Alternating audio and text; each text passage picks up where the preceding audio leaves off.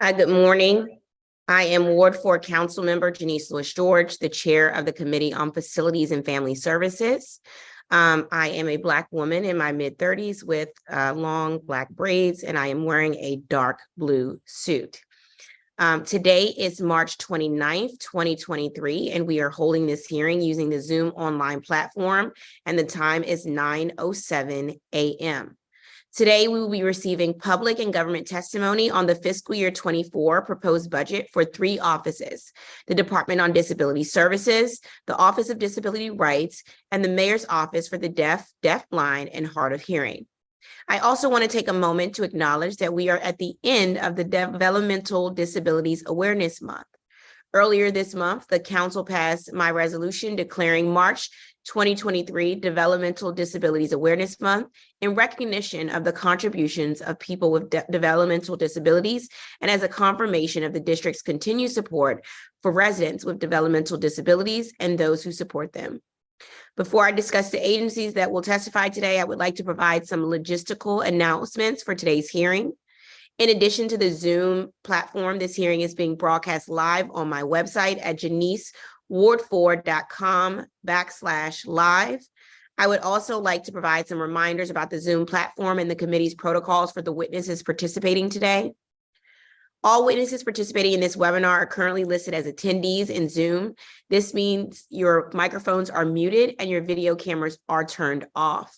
When it is your turn to join a panel for testimony, I will call your name and a member of my staff will change your status to a panelist.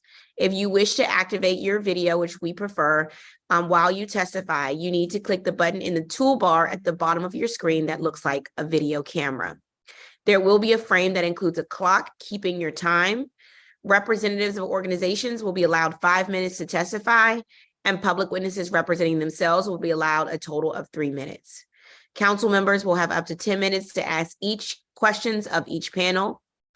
In order to enhance accessibility, this hearing will have the closed captions function enabled through CART.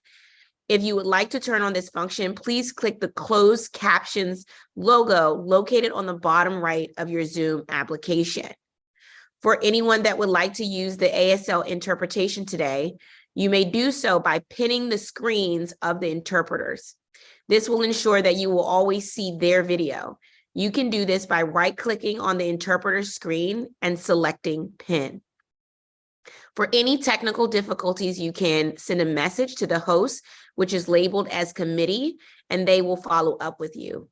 Additionally, if you are having trouble gaining access to the Zoom and you have pre-registered, you may email my committee staff at facilities@dccouncil.gov, and they will try to resolve your issues. Today's budget hearing is important because it gives the public and government witnesses the opportunity to discuss their successes, concerns, and needs in the proposed fiscal year 24 budget. Unfortunately, this budget is unlike any budget the district has seen in years.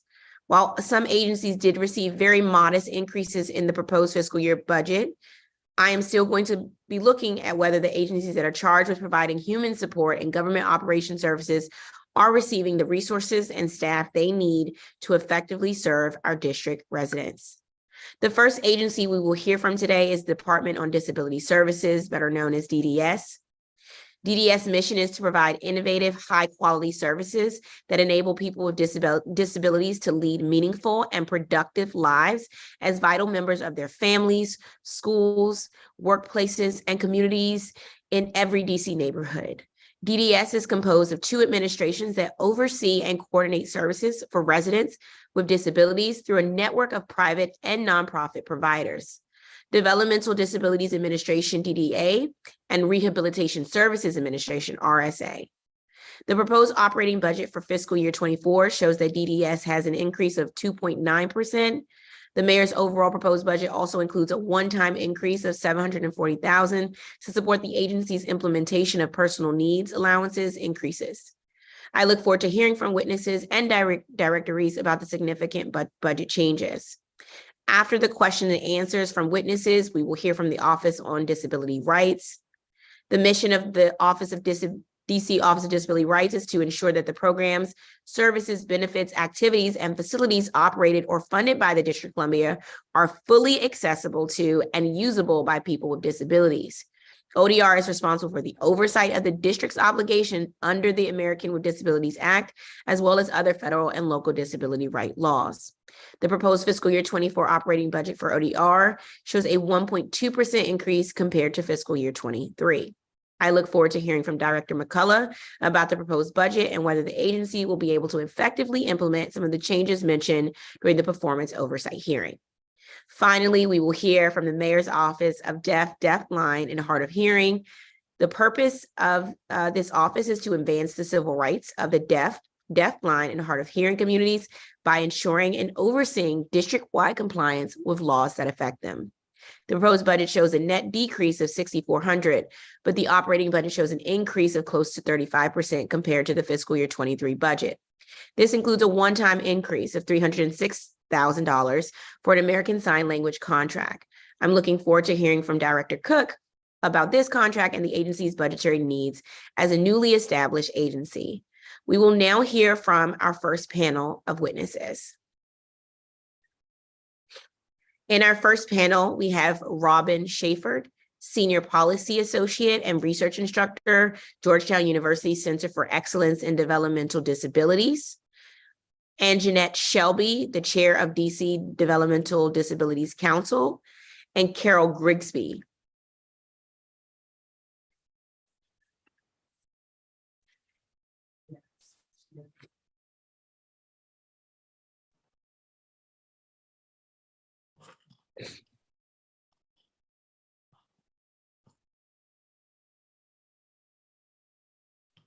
Okay, good morning, Robin Shaford. I see you. Welcome.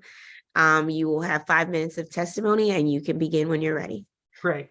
Thank you very much. My name is Robin Shaford, and I'm a middle-aged white woman with silver hair wearing a black and white blouse. And on behalf of the Georgetown University Center for Excellence in Developmental Disabilities, thank you, Chairperson Louis George, and members of the Committee on Facilities and Family Services for the opportunity to testify today.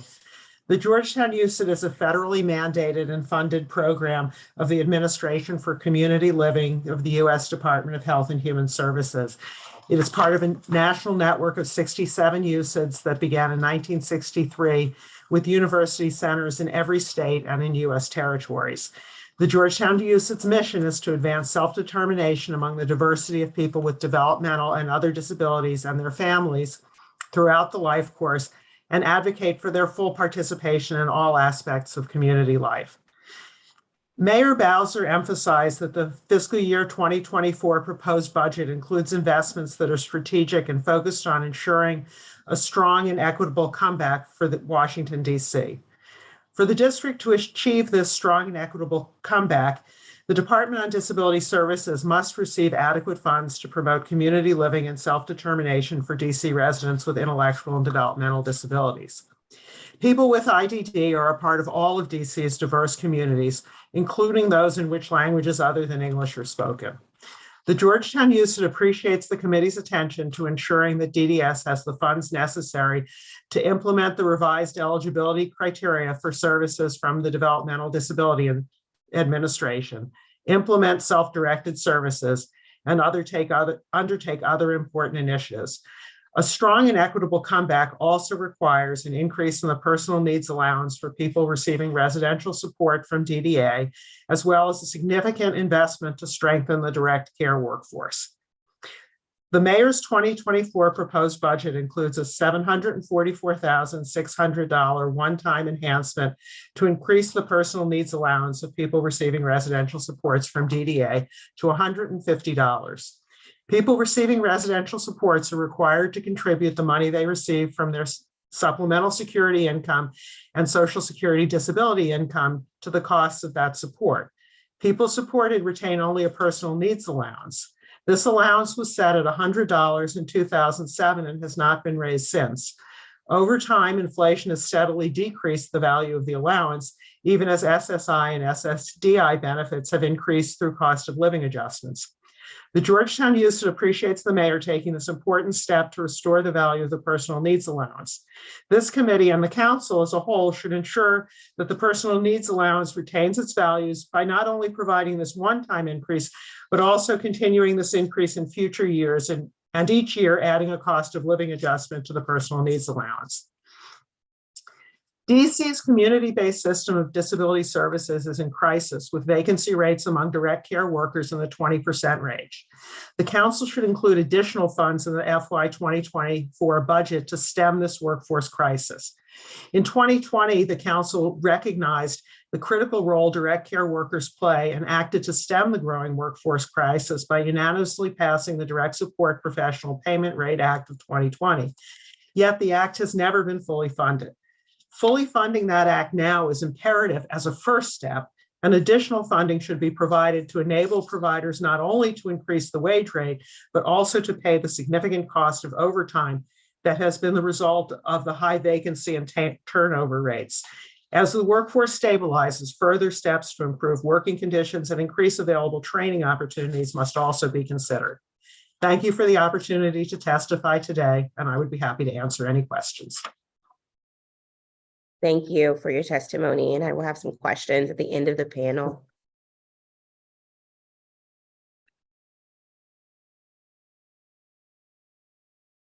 Right, next, we have Anjanette Shelby, Chair of the DC Developmental Disabilities Council. Good morning, Ms. Shelby. Good morning. Good morning, Chairperson Lewis, George, and other members of the Community on Facilities and Family Service. My name is Angie Shelby, and I am the chair of the DC Council of the Developmental Disability Council and the Vice Chair of the Commission on Persons with Disabilities. I am testifying on behalf of the DD Council about the proposal FY24 Department of Disability Service budget. I am also a Ward 6 voter, recipient of the RSA Service, an advocate for people with disabilities and seniors. The DC Council role is to strengthen the voice and presence of people with developmental disabilities and their families in support of greater independence, inclusion, empowerment, and the pursuit of life as they choose. We create change, eliminate discrimination, and remove barriers to achieve full inclusion and diversity. We are pleased not to see major cuts to DDS's budget. DDS provides essential services to people with disabilities, and in a moment of expansion, eligibility for services to additional DC residents who need support. It is imperative that the DDS have the services, including staffing, training, and expertise to provide quality service. We applaud the first increase in the personal needs allowance since 2007, from $100 to $150 a month. We recognize this is a one-time increase and encourage agencies and councils to implement a permanent cost of living adjustment in the PNA. Regarding direct support professional wages, we understand that there is a plan to increase the DSP's wage over the next couple of years and to achieve full funding of the DSP's wage rate Act of 2019. The DD Council advocates for the passage of this bill and has since advocated for full funding. We have also said that full funding, while a necessary step, is the right direction, would still be inadequate for addressing the workforce crisis. There are additional social services and equality issues we need to face. The DPS workforce is primarily people of color, many of whom work multiple jobs to make ends meet. Caring for people with disabilities require critical thinking skills, creativity, compassionate personality, and often technical expertise. Elevating the professional recommendations and wages of DSPs is necessary to bring dignity and fairness to the workers and people they serve. We recently, with recent eligibility changes of DDA Council services, we appreciate that some of the newer applicants with developmental disabilities, but not intellectual disabilities, may have unique needs that will require additional staffing, training, and different services different source approach. We are interested in hearing how the FY24 budget will implement existing person-centered thinking efforts, provided opportunities for additional training to learn best practices in serving people with various types of DD. The DD Council partners closely with the DDS on several initiatives, including the Bridging Aging and Disability Networks and Racial Equality Community for Practice, the Supporting Family Communities of Practice, Developmental Disability Awareness Month activities, the Employment First Leadership Workshop and Outreach and Engagement with DC diverse culture and linguistic communities. DDS sits on the DD Council along with 22 other members appointed by the mayor. We enjoy a positive working relationship in our programs and advocacy and always stand ready to support and advise on priorities. On behalf of the DD Council, we look forward to working with you and seeing you tomorrow at the Developmental Disability Awareness Month celebration at DDS. Thank you for your attention, and I look forward to taking any questions you may have. Thank you. Thank you for your testimony. Next, we're going to have Carol Grigsby. Did I say that right? You did. Thank you very much. Good morning. As you said, Madam Chair, my name is Carol Grigsby, and I'm very happy to appear again before this committee to address the DDS budget for fiscal year 2024. I rotated off the Developmental Disabilities Council in December, but I continue to play an active role in advocacy on issues affecting people with developmental disabilities and their families in DC. My son has received residential supports through DDS since 2014, so I was especially happy to see that $745,000 is included in the budget to cover catch-up funding and the personal needs allowance beginning in October, as well as the first PNA cost of living increase in January 2024. Maintaining the PNA at the same amount for the past 15 years has meant constant erosion in the small amount of funds in people's individual control. And this change was both unexpected and very welcome. And as others have said, we hope to see that COLA retained in years to come. As you know, DDS is fielding increased administrative costs with respect to revised eligibility criteria and is also anticipating post-ARPA funding requirements. And this comes at a time when ongoing budget surpluses in the DC budget are not assured. In this context, although I initially favored fare-free bus service in DC, I reconsidered this and believe the council should focus more strategically on less sweeping, but nevertheless essential priorities for the Douglas Commonwealth.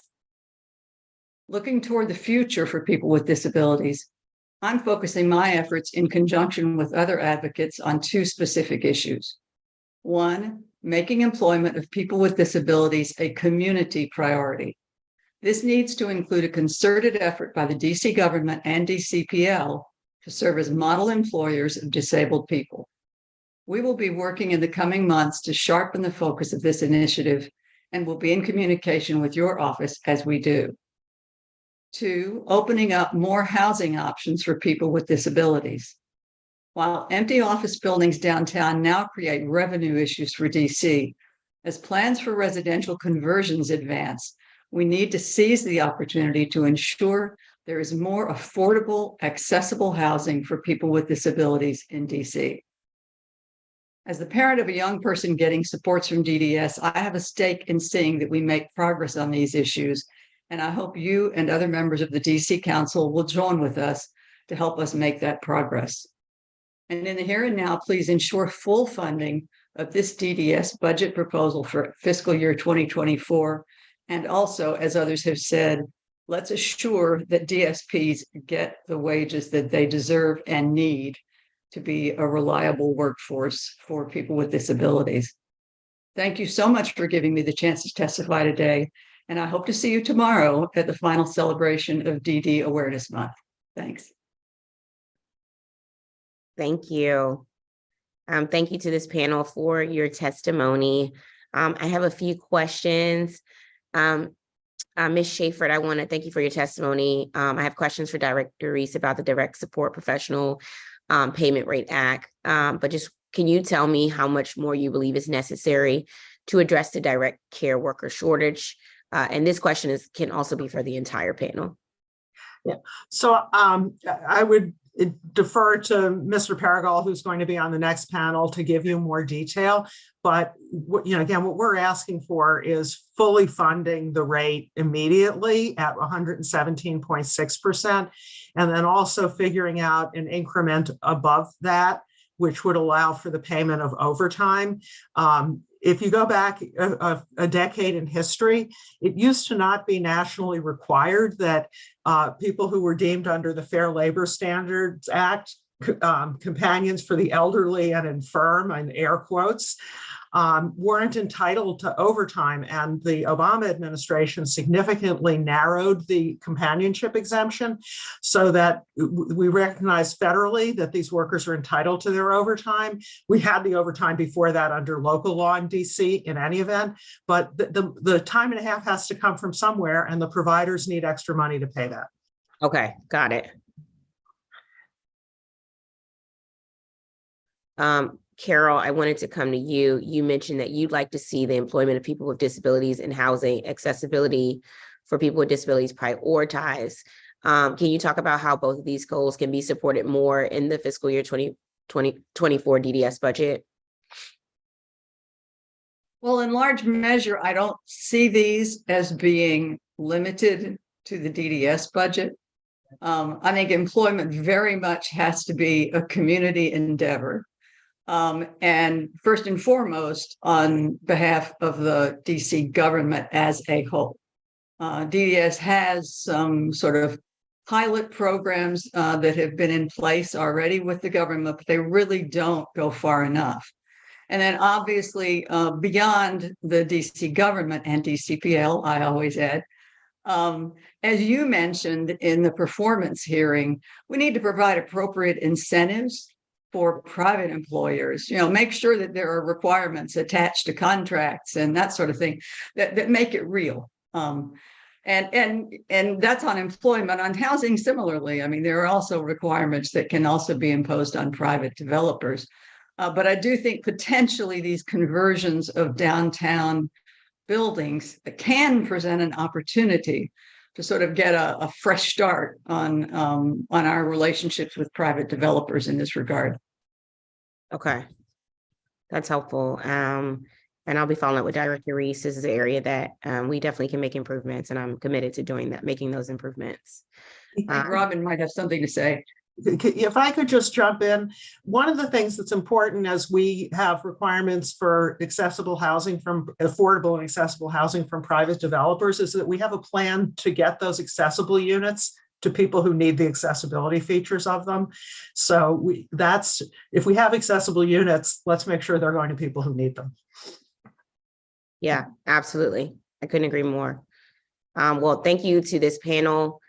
We are going to move to our next panel, which includes Sandy Bernstein, the Legal Director for Disability Rights DC at University Legal Services, Ian Paragal, DC Coalition of Disability Service Providers, and Charles Awusin Inko-Taraya. I hope I got that right. If not, that's okay. You can absolutely correct me for our second panel.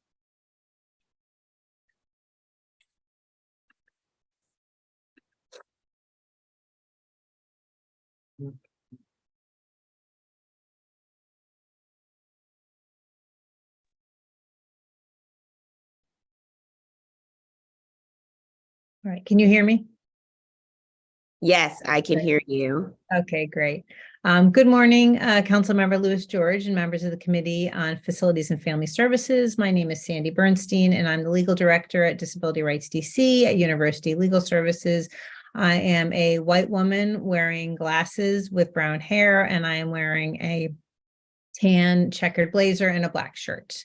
DRDC is the federally mandated protection advocacy program for people with disabilities in DC, and also serves as the client assistance program for people in DC seeking vocational rehabilitation services.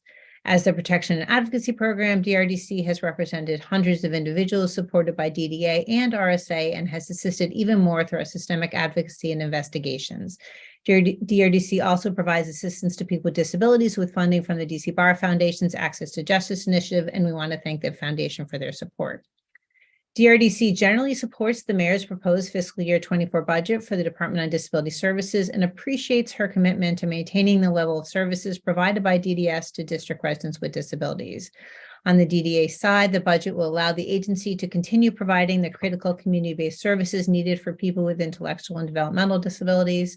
People with developmental disabilities who do not have the IQ required for an intellectual disability diagnosis became eligible for DDA services for the first time this October, and the budget allows DDA to continue providing these long-awaited services to that population. As DRDC mentioned in our oversight testimony in February, we remain troubled with how long it takes from the time someone submits an application for DDA services until they actually receive their first service and question whether DDA's budget for staffing is adequate. DDA's policy requires eligibility determinations to be made within 45 days, yet we are seeing decisions take weeks longer. After finding of eligibility, DDA assigns a service coordinator. In our experience, that assignment typically takes at least a month. Then an individual support plan meeting is scheduled, often several weeks later. Afterwards, DDA submits an application for IDD or IFS waiver services so these individuals can receive the services they need. DDA has told DRDC staff repeatedly that it takes 90 days for a waiver application to be approved. And then after approval, the person selects a waiver provider and services can begin. Through all these steps, the person is left waiting for services. This timeline that we've seen is consistent with DDS's responses to the council's oversight questions, which reveal that in fiscal year 22, it took an average of 180 days from the time of eligibility until the person received their first service. This delay is unacceptable. DDS has reported it hired additional staff to manage the increase in applications due to the change in eligibility criteria at DDA. It appears the number of staff hired is not sufficient if the wait for needed services is at least 6 months. DRDC therefore recommends that the budget include more staffing positions at DDA to decrease this wait. If not, families are left struggling to support their loved ones, and people with intellectual and developmental disabilities are not getting the residential and other services they need to maintain their skills and live safe and productive lives in the community. The mayor's proposed budget for DDS includes a one-time increase of $744,600 in DDA's budget to increase the personal needs allowance for people in DDA-supported residences. Such an increase is long overdue, as the $100 rate for the P&A, which is the only amount people supported by DDA and waiver homes receive from their SSI or SSDI checks, was put in place in 2007 and has not been increased since that time. There have been cost of living allowances each year, but those increases have only been provided to the district and not to the people actually living in the homes. Director Reese reported at DDS's community forum on March 24th that the P&A will be increased from $100 to $150 in October 2023 to address the failure of the district to provide a COLA to people supported in DDA residential homes all these years. Director Reese also reported that starting in January 2024, people supported by DDA will receive a portion of the COLA every year. This is very, very welcome news, as DRDC often hears from individuals living in DDA's residential homes who have been very frustrated with the stagnant $100 they receive every month from their SSI or SSDI checks. DRDC truly appreciates and supports the inclusion of this increase in the mayor's budget. In regard to RSA, DRDC remains controlled about the high caseloads for the agency's vocational rehabilitation counselors. According to DDS's oversight responses, the average caseload for counselors is 131. DRDC regularly hears from RSA clients regarding the lack of communication with their counselors, delays in scheduling meetings, their failure to receive clear information regarding deadlines for when documents are needed for funding support and which documents are needed, and assistance gathering such information and documentation. DRDC imagines it's difficult for counselors to provide the support needed when their caseloads are so high. Therefore, DDS's budget should include funds to hire additional counselors to reduce the caseload of existing counselors.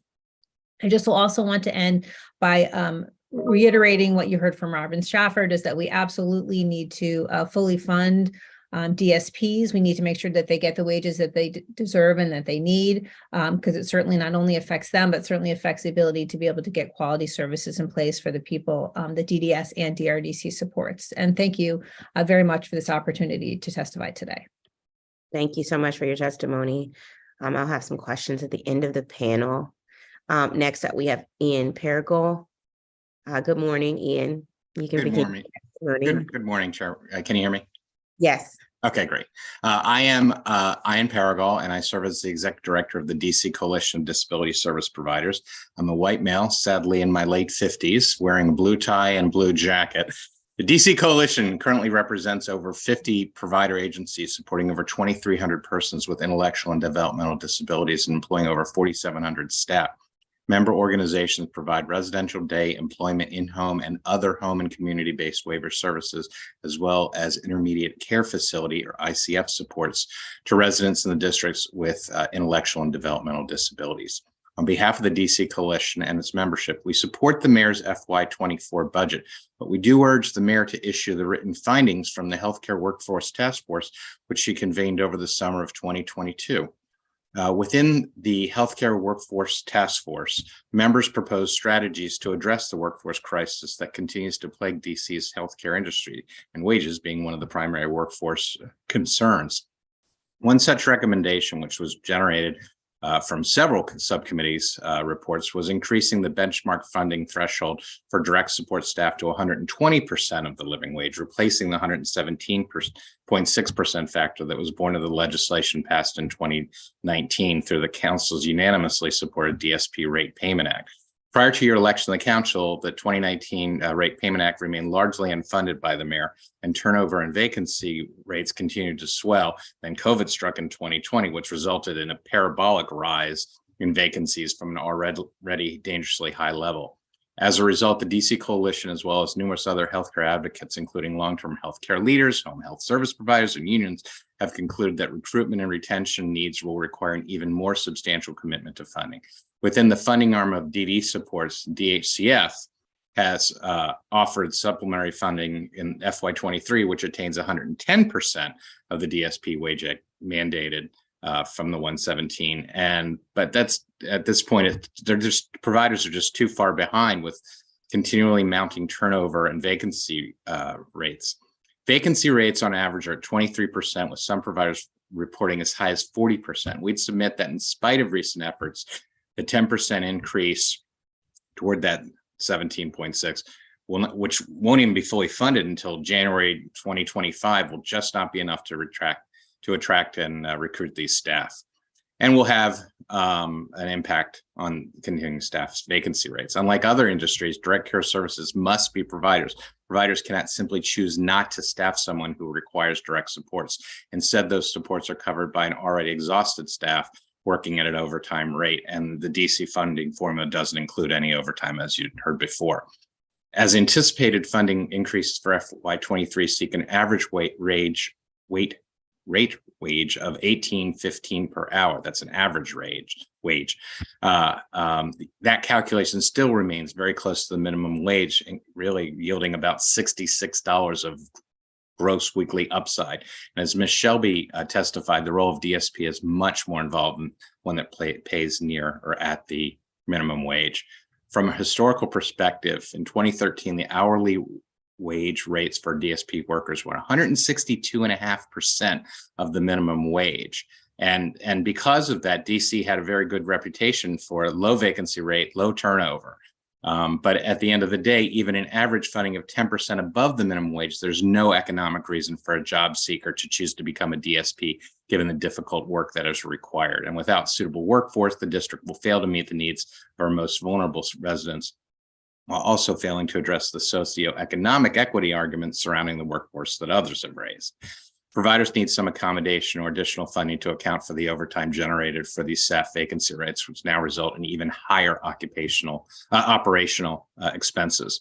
This is exactly the scenario that we testified back in 2017 and 2018, and why we needed to address the wages 5 years ago, so we wouldn't find ourselves in this situation now. In addition to the more substantial hourly rate, the DC Coalition recommends that any continuing wage enhancements for frontline staff also includes allocations, including overtime costs resulting from vacancy and turnover rates within the industry, as Ms. Schaffert noted in your Q&A session. And as my time is concluding, I wish to restate, but not detail, the concerns that the coalition shared at the performance oversight hearing in February related to wage compression, and we're recommending additional fiscal support to those mid-level managers so providers can maintain appropriate supervision ratios. the nursing shortages, and we need to increase funding for the nurses within the IDD community.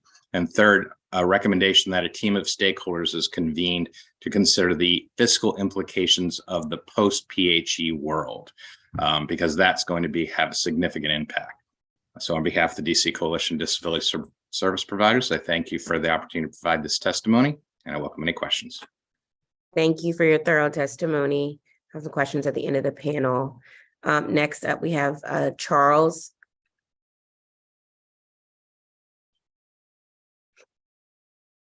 Good morning.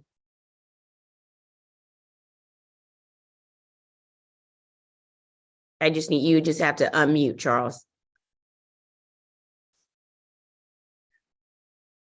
Hi there, good morning.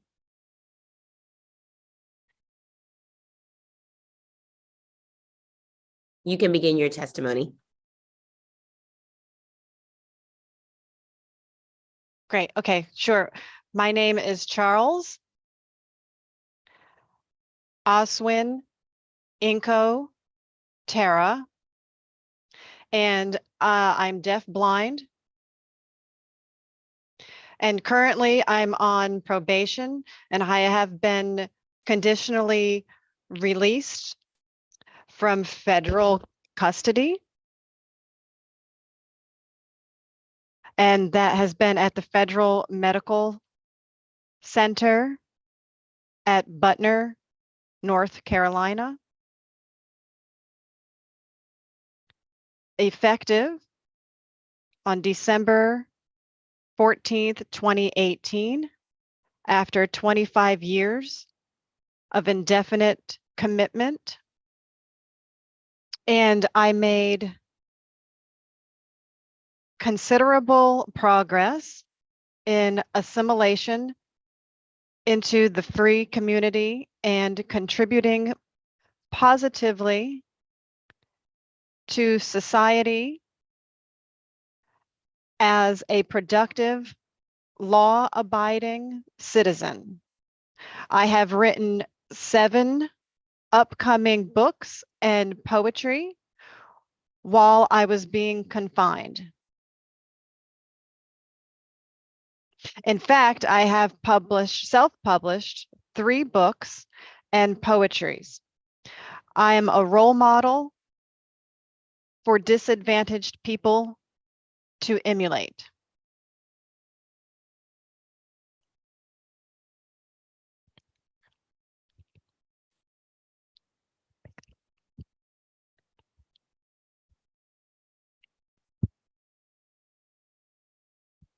Initially, I have had a positive view of the DC Department of Disability Services, Rehabilitation Services Administration, the RSA, and Disability Rights DC, until the monster reared its ugly head on January 27, 2023, and March 21st, 2023. America would rather hire a white person with a felony record than a black person with a clean record, or help fix job employment prospects for a disabled white person with less skills than a black person with more skills, as my experience with DDS former counselor Heather Callahan illustrated. Behind the facade of claiming to be helpful and supportive, she did the opposite by obstructing, employing delaying tactics, and dragging out my employment opportunities, exacerbating my ordeal for 7 months, costing me lost income. I have already waited 30 months for the green card renewal by USCIS since March 2020 to September 2022. I have good work experience with renowned French bank Société Générale Lagos, Nigeria, as a clerk typist from 1986 to 1990. And I have attended college at Gallaudet University in Washington, D.C. from 1992 to 1993. I was a busboy at La Trattoria Italian restaurant in Bethesda from 1994 to 95, as well as a volunteer administrative office assistant at MedStar National Rehab Hospital. physical medicine and rehabilitation in Northwest DC from the years 1996 to 1997. In addition, I have worked for 15 years at Vocational Rehabilitation Workshop. Sorry, just want to interrupt. Charles wants to sign the rest for himself. And Charles is saying, I don't need the interpreter. The interpreter is great. She's reading from my testimony. It's fine. Everything is fine. Oh, okay, great. Because we just, thank you. Okay. Shall I continue? This is the interpreter talking. Yes. Okay, great. I have a strong work ethic and conducted myself professionally before Heather Callahan, yet she deviously manipulated facts and claimed that I am not a good candidate for employment at this time. I'm sorry, Aja, if you don't mind, I interrupt. I believe Mr. Inkoa Tahara does want to sign for himself and Okay. not want us to read.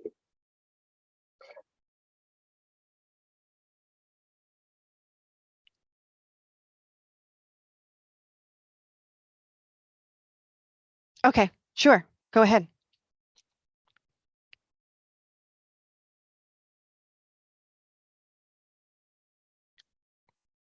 Charles, you may begin signing your testimony. Okay, great. Good morning. My name is Charles Atwin Inko Tara, and I am deaf-blind. Currently, I'm on probation, and I have been conditionally released from federal custody at Federal Medical Center, Butner, North Carolina, effective December 14th, 2018. And after 25 years, indefinite commitment, and I made considerable progress in assimilation in the free community and contributing positively to society as a productive, law-abiding citizen. I have written 7 upcoming books and poetry while I had been incarcerated. And I have also self-published 3 books and poetry. I am a role model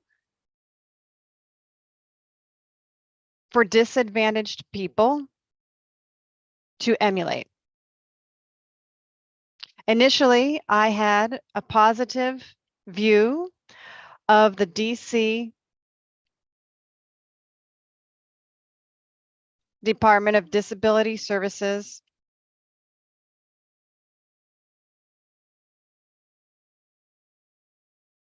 and the RSA and Disability Rights DC until January 27, 2023 and March 21st, 2023. America would rather hire a white person with a felony record than a black person with clean record to help fix job employment prospects for a DSS former counselor who has for me who have more skills as myself and my experience.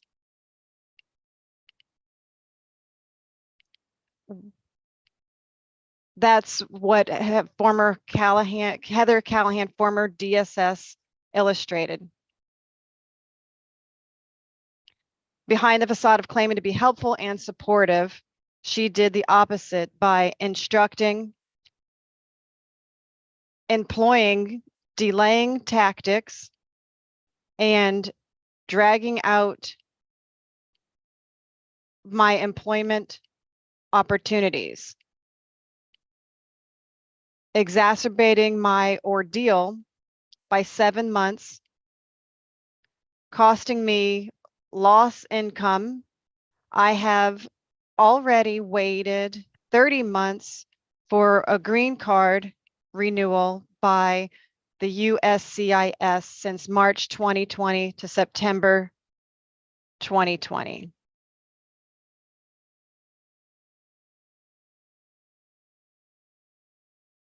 I have good job experience with a renowned French bank, which is the Société Générale Lagos, Nigeria, as a clerk typist from 1986 to 1990, and attended college at Gallaudet University in Washington, D.C.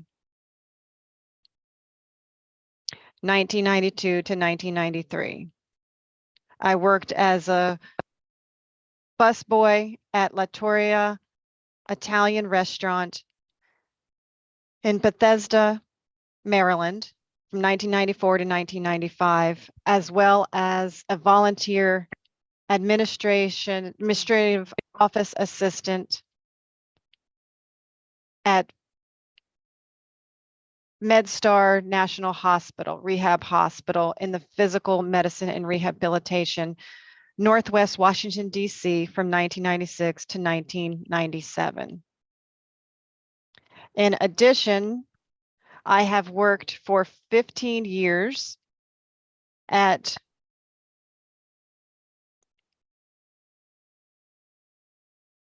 Vocational Rehabilitation Workshop Federal Medical Center in Butner, North Carolina from 1999 to 2014. I have strong work ethic and conducted myself professionally before Heather Callahan. Yet she deviously manipulated facts and claimed that I am not a good candidate for employment at this time due to experiencing several mental health symptoms and do not present the skill and ability to participate in securing employment successfully. I appear before you several times and conducted myself appropriately. In her eyes, is her eyes deceiving her? That's a question. If I am a white disabled person, no doubt she has no problem putting me on a fast track for job employment opportunities, even if I am less skilled. I am dismayed that Disability Rights DC has declined to help me advocate for back pay of $70,000 for 7 months delay in determining my eligibility for services, including pain and suffering. I doubt that they, the DRDC, would help a Black person at the expense of their fellow white-skinned professional who wronged him. I am testifying before the DC Council that race-based discrimination against Black is prevalent at DC, DDS, and DRDC. How can someone of my caliber and Talents, who is 99% self-educated at a mainstream school for 12 years, from the years 1970 to 1982, work in a bank, attend college, and wrote 7 upcoming books and beautiful poetry, have no skills, abilities, or strong work ethics, as Miss Callahan of the DC RSA insinuated.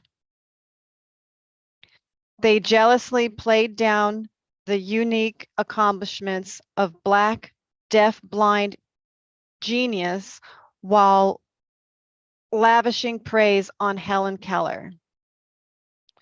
They also discriminated against me based on my religious beliefs. Thank you. Thank you very much. Thank you for your testimony. Sandy, I want to come to you on your testimony. And this is a question I will obviously have for the agency. I'm considering sort of how many additional staff do you believe are necessary to significantly reduce the length of time between determination of eligibility to receipt of services? And in addition to the staff factor, what other factors are there that we could also address? I would definitely defer to the agency to say. Yeah, how many staff. I believe that within 1 month, that should be enough. Okay, that question was for Sandy, sorry. I mean, I would like the agent to hear what the agency's response as to why the delays are happening at every level. I mean, they're happening at the intake and eligibility unit, then they're happening at assigning service coordination, and then the huge 3-month delay is in getting a waiver application approved. And I would like to hear why those delays are happening, to know sort of how many people. There certainly are ways to streamline the process. A lot of the assessment that takes place in determining eligibility is the same assessment that determines whether or not, generally people are waiver eligible. So why are we doing it twice? And then why is it taking an additional 3 months? So absolutely streamlining the process. When you go through intake, you have 2 meetings. You have a front door meeting, and then you have a level of need meeting. And so it takes time to schedule 2 meetings and get the team together and everyone. Why can't you have 1 meeting and do both things? I mean, so there's certainly ways to streamline it with the staff you have, but I assume that there must be a staffing issue if people are waiting this long for services. Are there not enough service coordinators to assign? What is the problem? I don't know what the problem. All I know is there is a problem. And we're repeatedly hearing this from all of our clients. So it's not that it's, one staff that's not moving things fast enough. It's definitely that the system is delayed unacceptably and causing a delay in services for people who need them. Absolutely. I agree with you. I'll have some questions around that. I do believe we could be streamlining this process. We don't need 2 separate meetings. We can get it all done in 1 meeting. So I would ask you some follow-up. I agree that the delays right now are, it just doesn't make any sense that we have such delays in that regard. Ian, I want to come to you. You discussed the need for wage enhancements for direct support staff, as the currently hourly rate is only slightly above the minimum wage. In looking at this, I don't know if you've had a chance to hear from direct support staff. What is the average wage that you believe is necessary to attract and attain enough DSP workers to address the worker shortage? And what are other incentives we can also add in there? Well, I'll start with the wage piece. There's been a couple studies out of Massachusetts, PHE is another company that I think is organization that's going to actually testify for DHCF's hearing. And the target number that long-term care, home health, DD is shooting for is $24 an hour in 24. That's kind of the magic phrase going right now. Is that going to be adequate? If that's a starting rate, I mean, part of, to be very transparent, if that's the starting rate, then a number of the other areas will also have to move, as I testified about. for those mid managers, for, nurses, it's going to actually all have to jump. But at the end of the day, it needs to be more than the 117 that we originally proposed in 2019, because that was pre-COVID. That was to fix the issue we had just from before COVID. Now we have this compounding factor that we're dealing with. And so the 117 is not going to be nearly enough to get people in that door.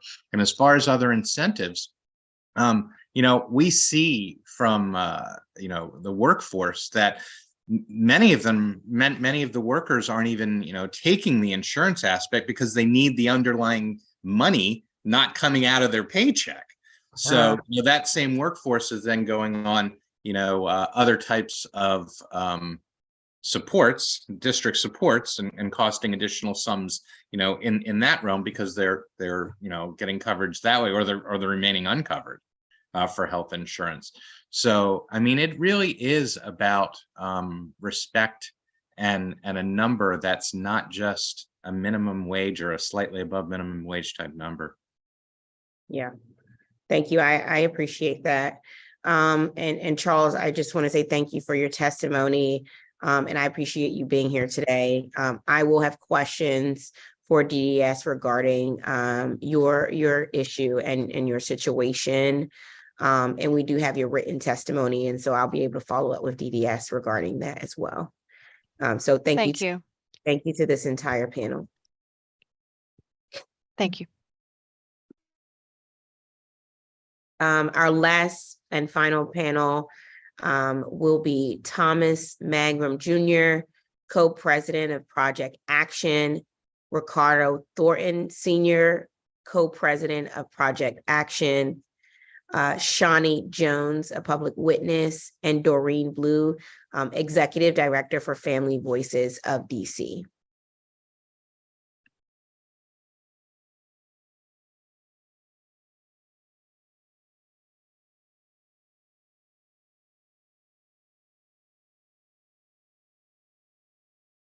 For those panelists I called, if you are here, please make sure you raise your hand using the raise your hand tool so we can promote you.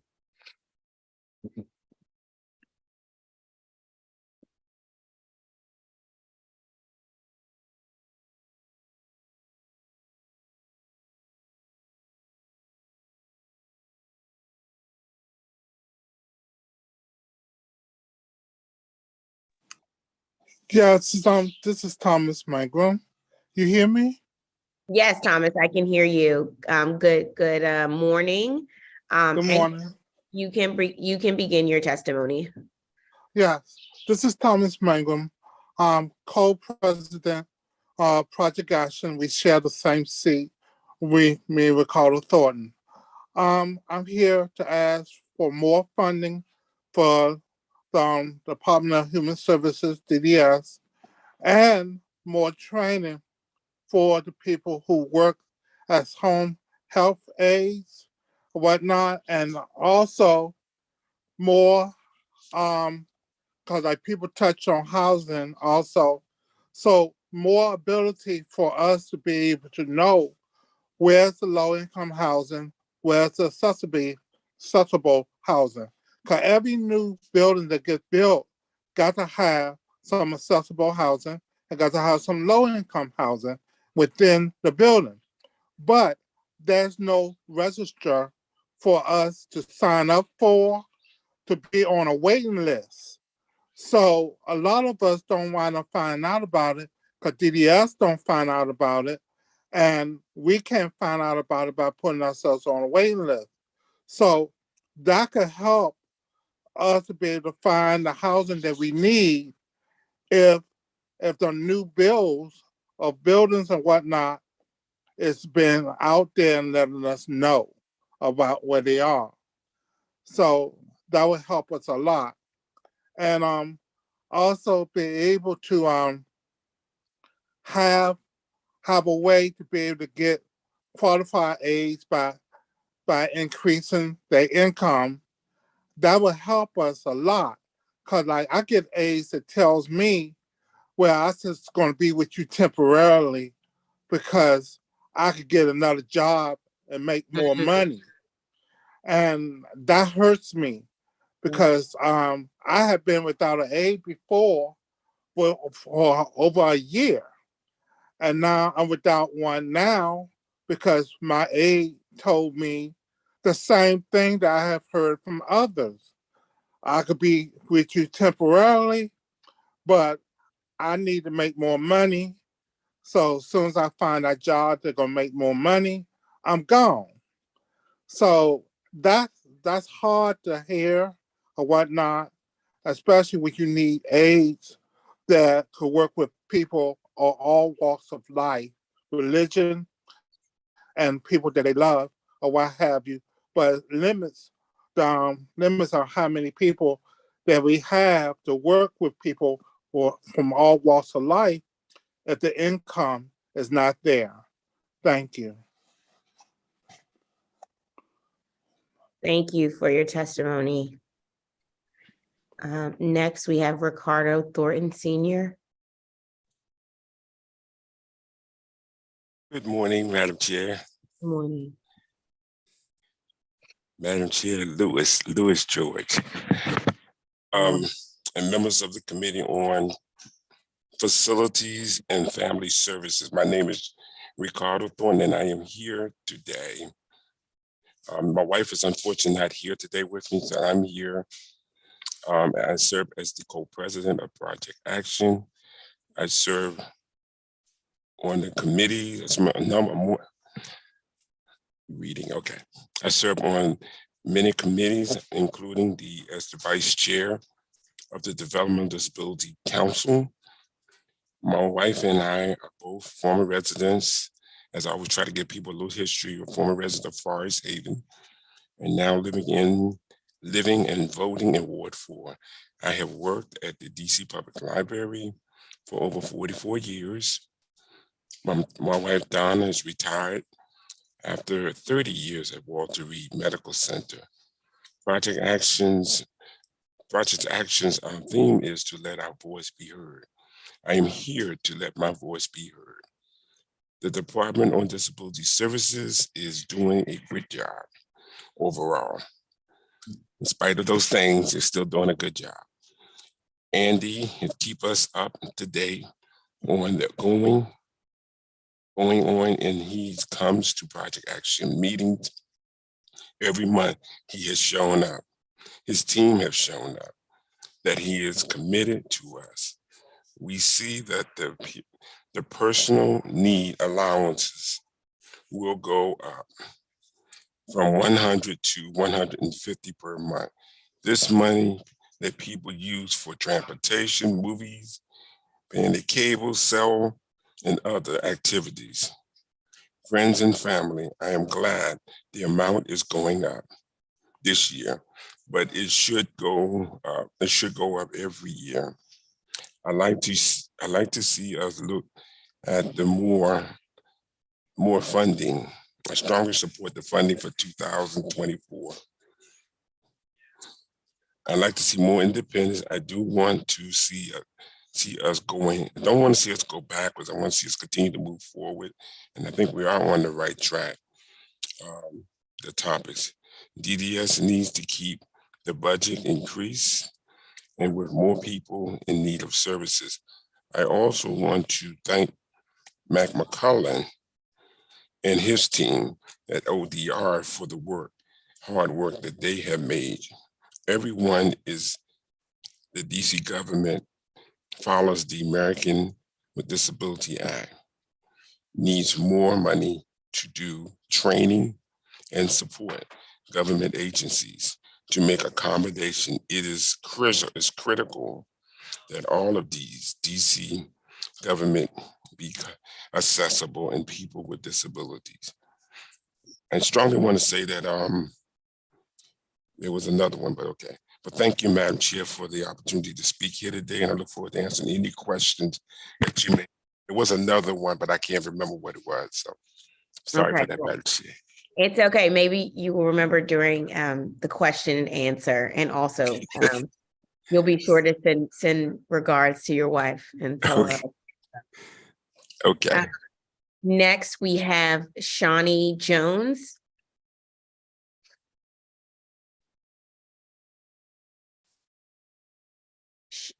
Shawnee, if you're here, please raise your hand using the raise hand tool. And we have Doreen Blue. Doreen, if you are here, if you could also use the raise hand tool so that we can promote you as well.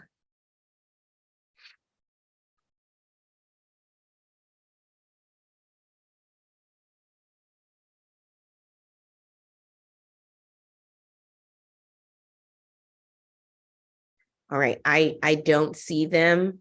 So I'm gonna just go to Thomas. I just want to ask you a question. I appreciate your testimony. And this is also a good time to remind witnesses, if you have not submitted your written testimony, please be sure to do so if you have not done so. Thomas, you talked about, home health aides. And one thing you mentioned is, the need for more training in that regard.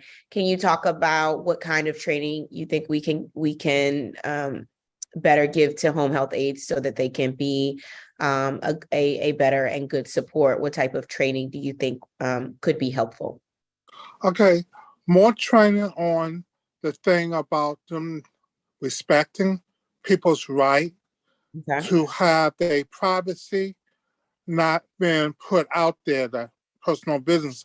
Because although y'all do train people, you tell them not to put people's personal business out there.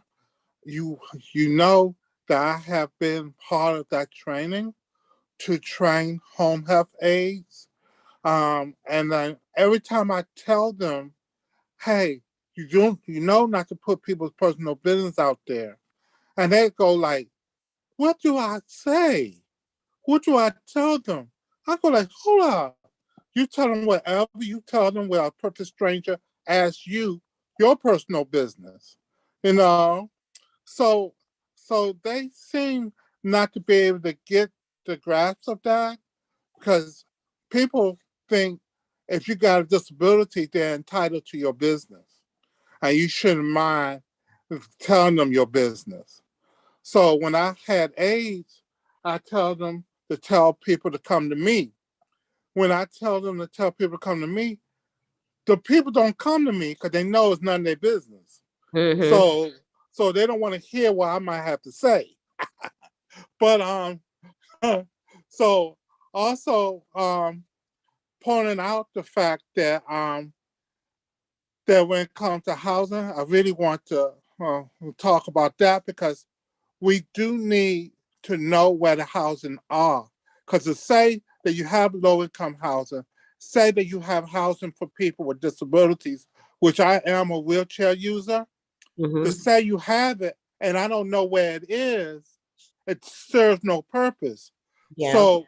So you got to let people from DDS know and Project Action know what it is, because people do come to us and people do go to Quality Trust or what have you, asking for that help, what have you, especially legal services also.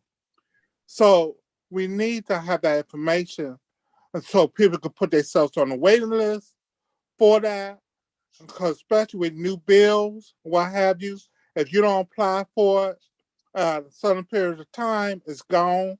But how do you apply for it if you don't know about it? Right. And see, because there's a lot of new bills in my neighborhood. I live in a downtown area.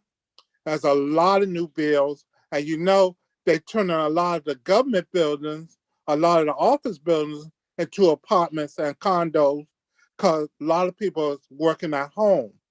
Right. So we need to know where these places are. Thank you. Thank you so much. I always appreciate your thorough feedback. And thank you so much for your testimony. And thank you, Ricardo. I'm happy to hear about the partnerships and work with DDS and ODR. It's important for agencies to work together to serve our residents. And I appreciate, again, your firsthand testimony about the work that you've been able to do and receive from both of these agencies. I know you had one last point you were going to try to remember. I'm going to ask you if you remember it. If not, it's okay.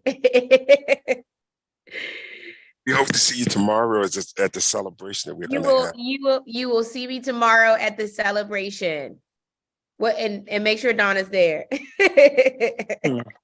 Okay, wonderful. Well, thank you to this panel of witnesses. Thank you to all of our public witnesses today.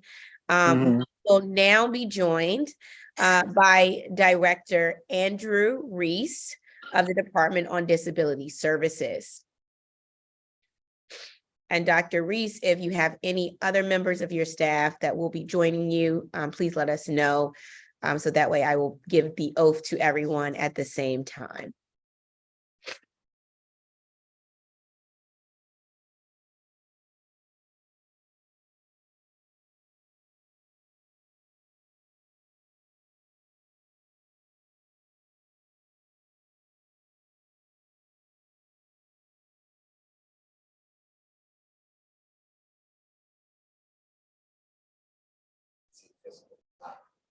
Our agency fiscal officer. Are we? Okay, good morning, Director. Good morning. Okay, now it appears you can hear me. I am. Yes, now I can hear you. Okay, great. I am joined this morning by Anthony Young, our agency fiscal officer. Wonderful. Okay, good morning as well. Before you each begin your testimony, I am going to administer an oath to you. And so if you could raise your right hands. Do you swear or affirm under penalty of perjury that the testimony you are about to give to the Committee on Facilities and Family Services is the truth, the whole truth, and nothing but the truth? I do. Thank you. Director Reese, you may begin your testimony. Thank you very much. Good morning, Chairperson Lewis George, members and staff of the Committee on Families and Facilities and Family Services. I'm Andrew Reese, the Director of the Department on Disability Services, DDS. As I said, with me today is Anthony Young, our agency fiscal officer. The mission of DDS is to provide innovative, high-quality services and supports that enable people with disabilities to lead meaningful and productive lives as vital members of their families, schools, workplaces, and communities in every neighborhood in the District of Columbia. On behalf of Mayor Muriel Bowser, I'm pleased to provide testimony today on the Mayor's fiscal year 2024 proposed budget and financial plan. On March 22nd, Mayor Bowser presented her proposed budget and financial plan for fiscal year 24. With historic investments in public safety, economic development, and health equity, the Mayor's budget is a roadmap to a sustained and equitable district comeback. And I'm proud to share today that the Mayor's commitment to equity and full inclusion of people with disabilities informs every element of her proposed budget for DDS. The proposed Fair Shot budget fully funds our agency's vital work. It is thoughtfully constructed. It's informed by careful analyses of expenditures, growth rates, and potential spending pressures, and it is what we need to meet the needs of everyone we support. The Mayor's proposed FY24 total budget for DDS is $203,726,235, a 2.9% increase from last year's approved budget of $197,975,632. This includes a 4.7% increase in local funds from $136.4 million in fiscal year 23 to $142,847,670 in fiscal year 24. The proposed budget also includes $34,361,919 in federal grant funds, $16,336,324 in anticipated federal Medicaid payments, $10,081,801 in special purpose revenue, and $98,520 in other federal payments. The proposed budget funds 428 FTEs. Although the budget book reflects 429.2 FTEs, this is not accurate. There's 1.2 FTEs that should properly be assigned to OPCO that were assigned to us in error. This will be corrected through the errata process. Our FTEs include 62.5 FTEs within agency management, 185 FTEs in the Developmental Disabilities Administration, DDA, 106.5 FTEs in the Rehabilitation Services Administration, RSA, and 62 FTEs within the Disability Determination Division, DDD. We also fund 12 financial operations positions with the Office of the Chief Financial Officer. There have been no substantive staffing changes within our administrations, and no restructuring has taken place within the agency. We currently have 40.5 vacancies, including 23 that are in active recruitment.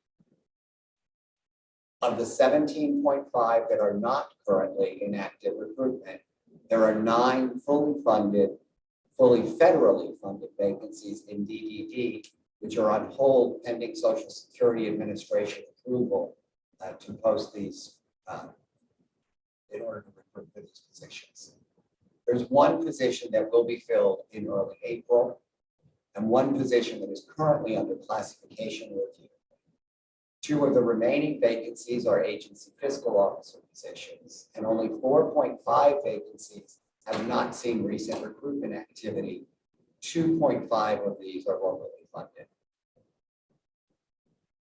The proposed FY24 budget for DDA is $152,244,401.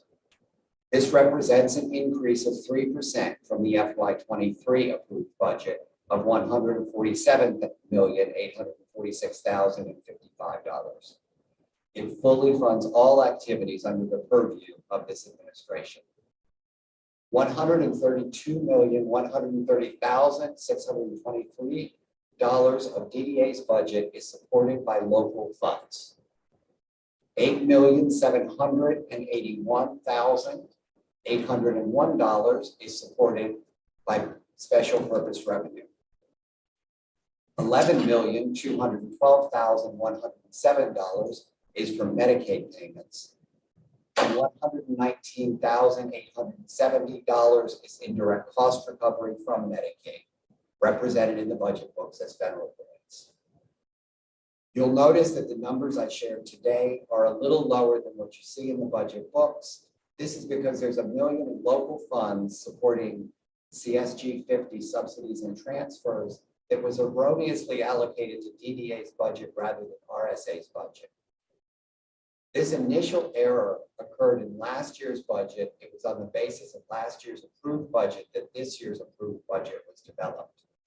To sum up, $1 million was allocated to DDA last year, which should have been allocated to RSA.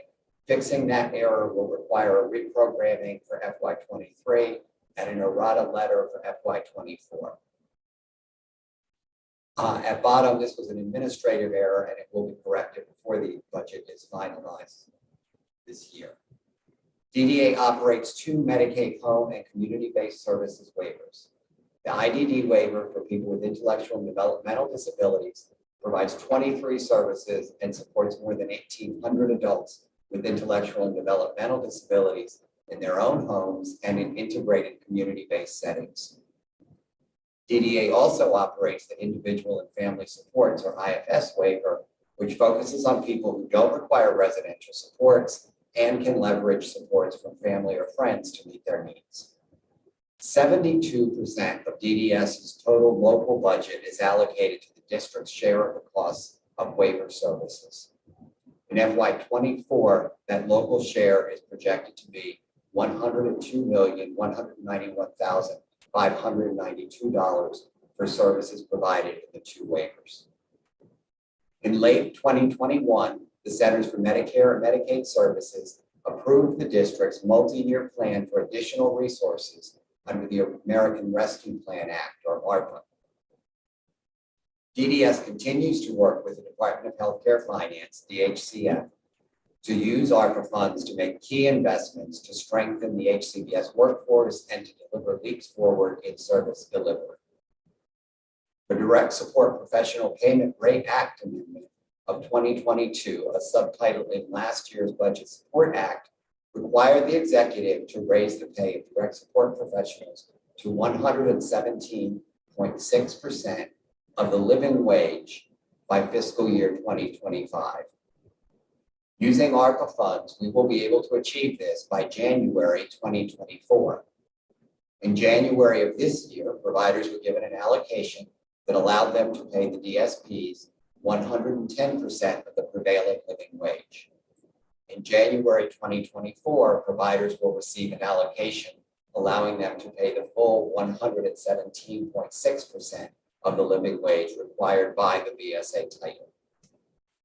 ARPA dollars are also supporting a behavioral health initiative, a waiver provider rate study, self-direction in the IFS waiver, personnel and training for DD expansion, the DDS housing coordinator, a telehealth initiative, upgrades to our information technology system, stakeholder technical assistance, a COVID-19 impact study, and expanded access to assistive technology and remote supports.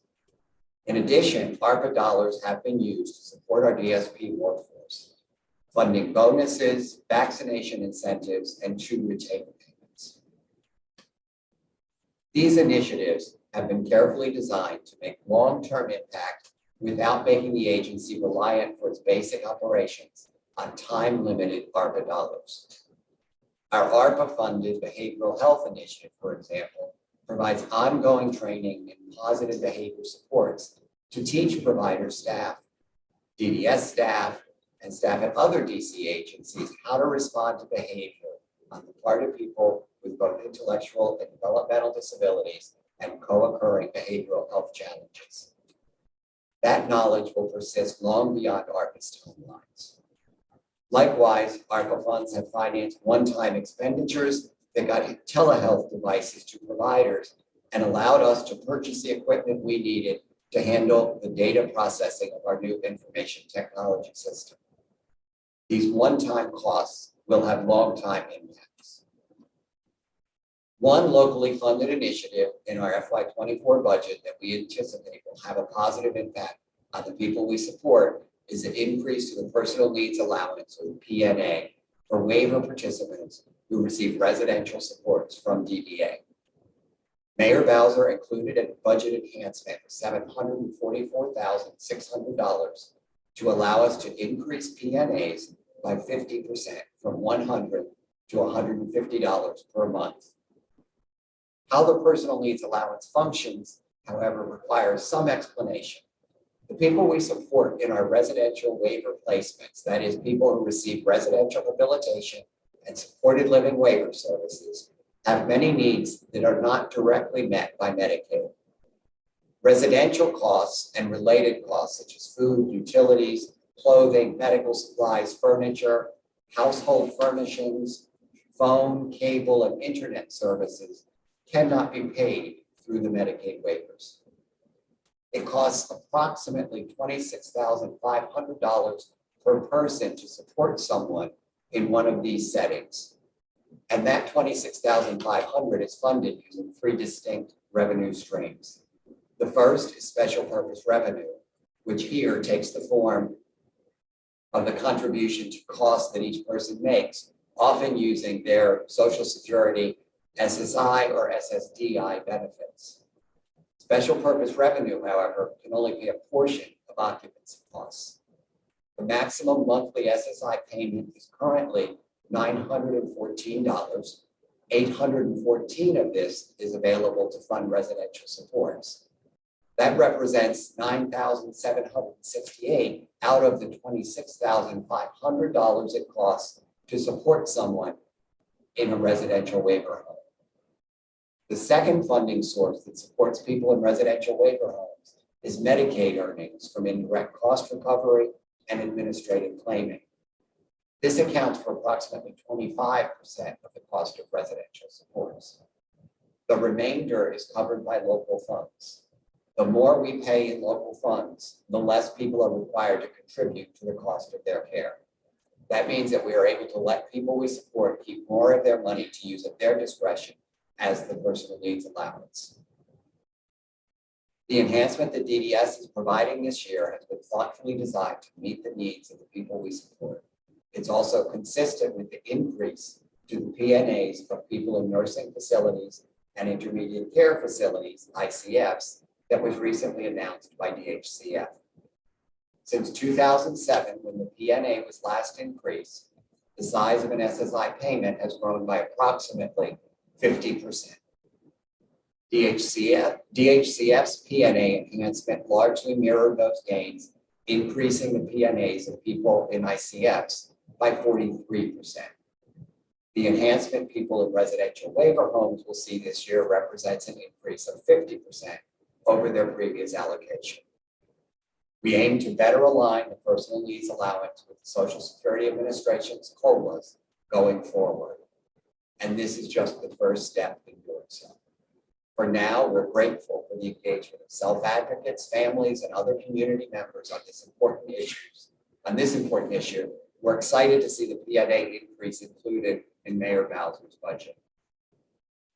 RSA's proposed FY24 budget is $21,642,607. Although this appears to be a 5% increase from its approved FY23 budget of $20,615,796, you'll notice that the FY24 amount is different from what you see in the budget books.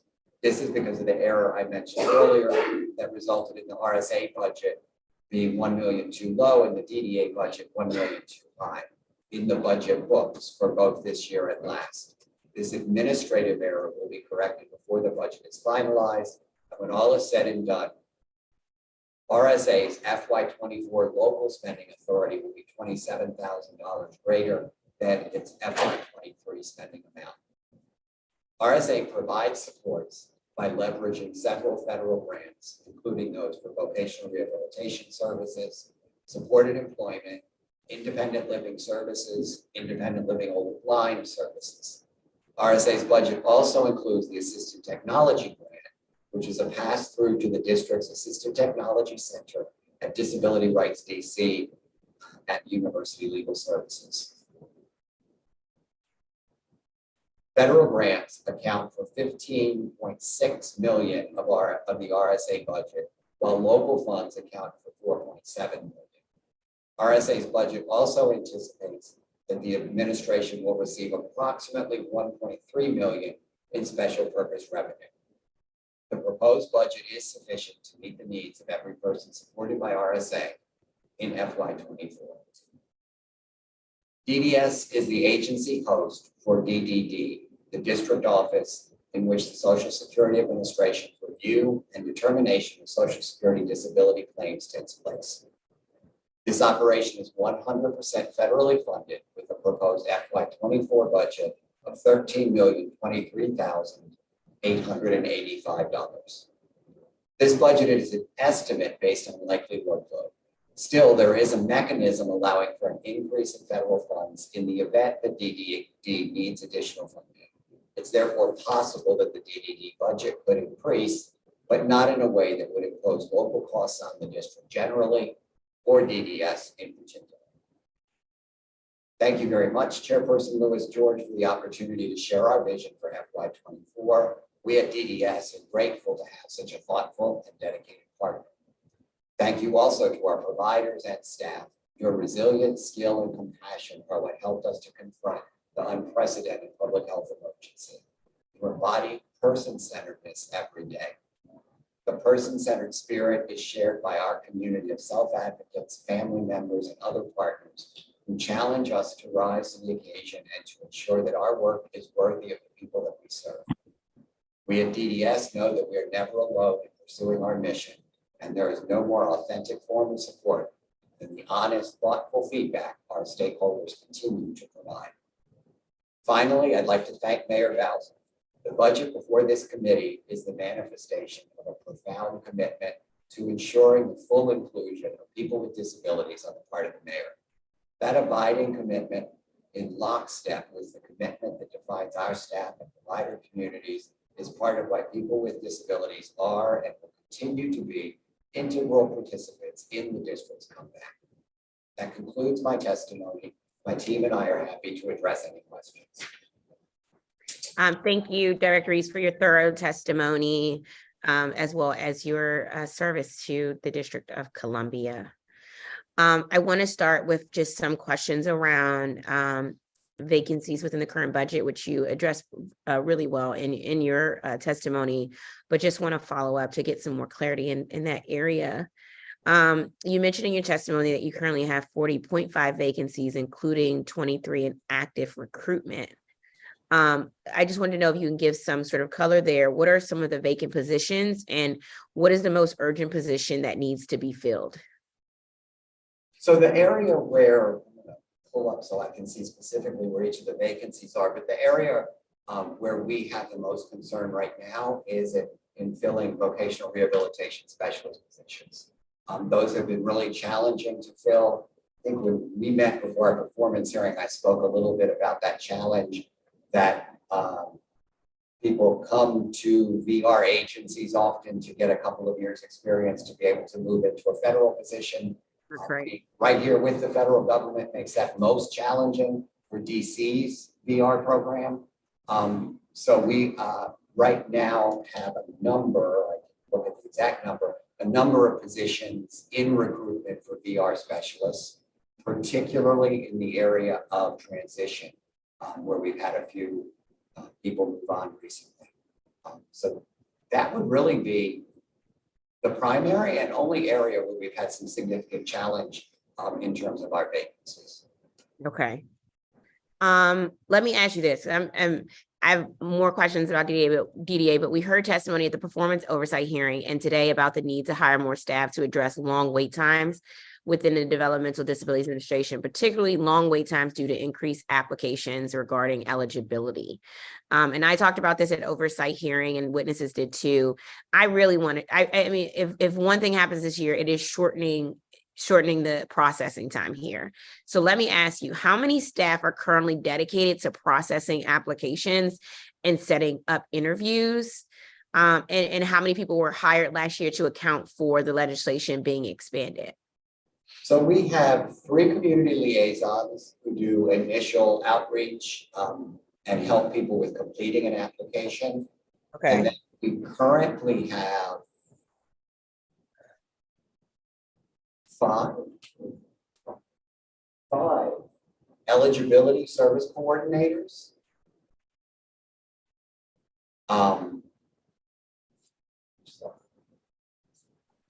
And 1 supervisor in the eligibility unit, which is in with our ARPA expand. When we had the DD expansion, we added 2 additional eligibility services. Sorry, I'm looking at somewhere you're not seeing to make sure that I'm giving you accurate information.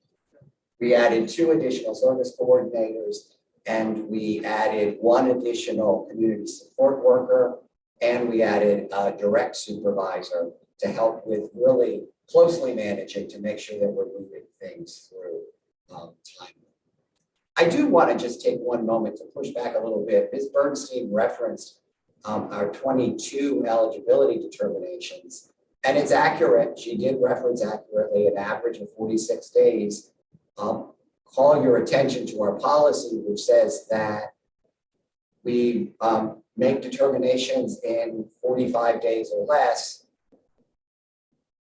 when a person comes to us with all the assessments that they need for us to make the determination, where we have to refer a person out and get an evaluation, especially, for example, if now that we've expanded, scheduling, getting a person in for a neuropsychological evaluation is a longer process than even just a typical psychological evaluation we would have done when we were assessing for intellectual disability.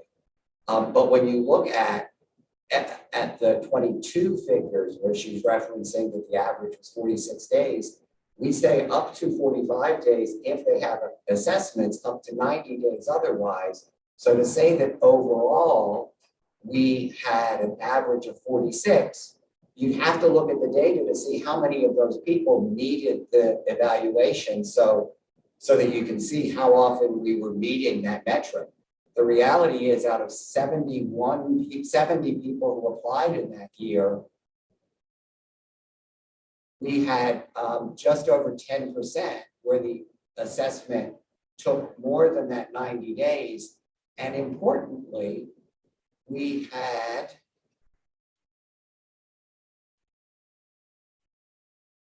out of 70 people, 46 were determined within the 45 days. And you know, I think it's also really helpful to recognize, because Ms. Bernstein has acknowledged, I didn't necessarily hear it today, but has acknowledged in the past, people that go to Disability Rights DC aren't the people that come in and, you know, have things timely determined and have uncomplicated cases. So, you know, people that came in and had eligibility determined within 21 days, that was 22 people out of 70. So yeah, that's what I was going to ask. I was going to say, what's the shortest? Give me what's the shortest turnaround we've had? And the shortest was a person who came in February 23rd, and the eligibility was done February 24th. Oh wow, okay. So there is a range.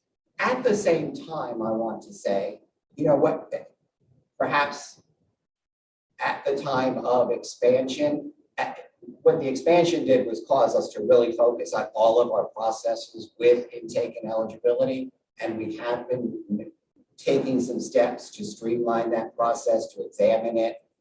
Ideally, we would have done that a year before the expansion.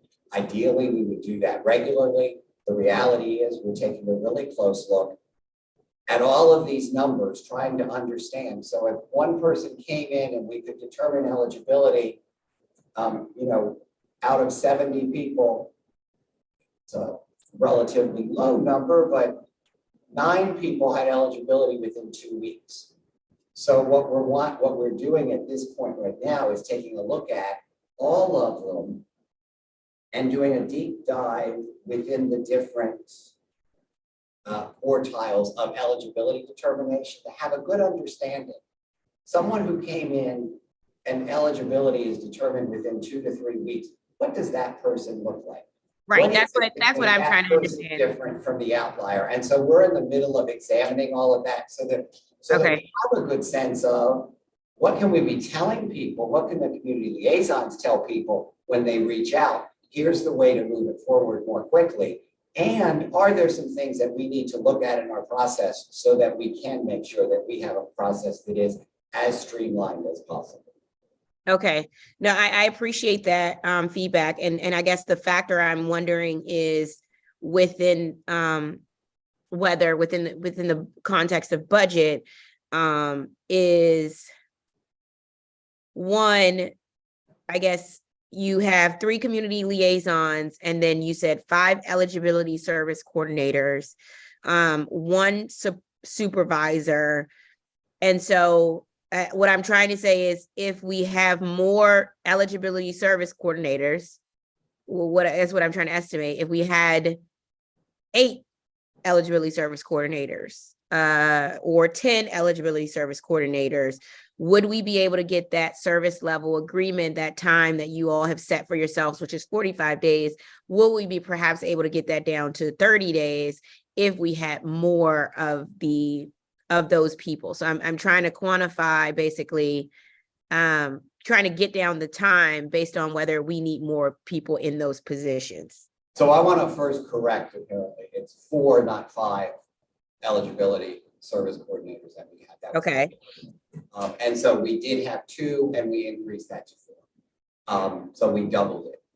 And, you know, one of the things that throughout had been our intent, 2 of those 4 eligibility service coordinators are ARPA funded. And so we are evaluating this whole time that process. How long should it take? How long should each step of it take? And if there were more resources, how do we, within the existing vacancies that we have, make some adjustments so that we can shift people? And part of looking at all of this would be looking at that. And I'm not really prepared to say that we feel that it needs to be more at this time. I think a better understanding of what it is that takes some people longer than others will give us an idea of what kinds of steps we need to take in order to move those people who are at, 97 days for eligibility down. and an understanding, because the reality is it may be more about the timeliness of being able to get evaluations in the community. So I want to make sure that Yeah, and I understand that sometimes we're evaluation. aiming at the right area if we're going to make any changes. Okay, yeah, and that's what I'm trying to, that's really what I was trying to deduce, sort of what's the right area to aim at from a budgeting perspective to be able to improve the outcome there. And I know sometimes, you know, evaluations take a long time, having worked in the court system. A lot of times if we have to get neurological or any of those things done, that continues out things for sometimes 3 months, given, you know, depending on the type. So I don't know if that's a source area where we can sort of shorten the amount of time it takes for evaluations to get done. And if so, how do we do that as also a potential of addressing the issue there? Let me ask you this about the 2 meetings. Is there a way to not have the 2 evaluation meetings and just the first meeting be enough than having to come back? Because I imagine some of this is coordinating schedules, which, as we all know who work in government and have meetings day in and day out, coordinating schedules is just tough. And so is it the coordinating schedule piece? And if we shorten that, would that be something to improve this outcome? I believe the 2 meetings they're referring to, I wish that someone was sitting behind me. I believe the 2 meetings that they're referring to are the team meets when the eligibility team first receives the application, to have a discussion about whether what they have is sufficient, whether additional assessments are needed. And then once the whole packet is assembled, they meet again to make a final eligibility determination. And so they really need to have, we have our psychologist available at both meetings, first to say, is this enough? Now, if you look at this person who was from 223 to 224, it appears to me the answer there was yes, and he's eligible. And so I don't think that the 2 meetings is a requirement, but the 2 meetings are usually necessary to say, I received all of this, and for the team to say, you know, we're going to need a social history because we don't have an evaluation from childhood, or we're going to need some additional adaptive assessment, or we need to take a look at the functional skills assessment. So it's an opportunity for the clinical team to get together to do a screening of where we got it. And then the second one is to do the actual determination. And as I said, there are circumstances where that team appears to me does everything in that first meeting when they are able. Okay. And what's the turnaround time on evaluations? If you all find, so you're finding in that initial meeting, whether they need additional evaluations before determination can be made, what's the turnaround time on the usual turnaround time on evaluations? How quickly are you able to get people in to be evaluated and get those results to determine eligibility? It's typically taken about 45 days for a turnaround for an evaluation. Okay. And who do they use for the evaluations? We contract with an outside vendor. Okay. And as soon as I started the sentence, I forgot their name. It's okay. It's MECCA, which also has ability to do evaluations in Spanish. Okay, great. Okay. I mean, that could be a potential area, but I you know, where we can try to turn around. But I know even when we worked in the Superior Court, it sometimes took a long time to do evaluations. But that's another area. The gist of this is I am interested in improving turnaround times. And any way that we can do it through the budget, I want to do that. But it sounds like we could, even within the current budget, if there's vacancies in other areas, we could, if you found that was the area, potentially right size that as well through that process. So I'll just continue to work with you and your team, and we could continue to explore just how do we shorten those turnaround times. Take into account, you know, your rebuttal in that the largest percentage of them have been done within the 45-day period. The mayor's proposed budget includes over $740,000 for personal needs allowance. Can you discuss who is included in this increase and the agency's plan to implement this increase? You mentioned this in your testimony, but I'm wondering how many people will see an increase monthly? It's a little over 1,200 people. Okay. And this includes people for whom we're providing residential supports, where we're using their SSI or SSDI payment to contribute to the cost of their residential support. And so they then are reserved the $100 currently. And that would take effect October 1 of 2023. Okay, great. That was my next question. When will it take effect? All right, October 1, beginning of fiscal year. And for direct support professionals, how would this budget address the issues that we've heard today regarding worker shortage? Or what would it take to increase wages now instead of a gradual change? In your testimony, you mentioned being able to fully fund it by January 2024. Correct. And just to be clear, you won't see it in our budget. The initial funds to increase the DSP wages are being paid by DHCF from the ARPA funds. DHCF is managing all of the ARPA funds. And so there are some initiatives that are administered by DDS, and through an MO, they transfer those funds to us.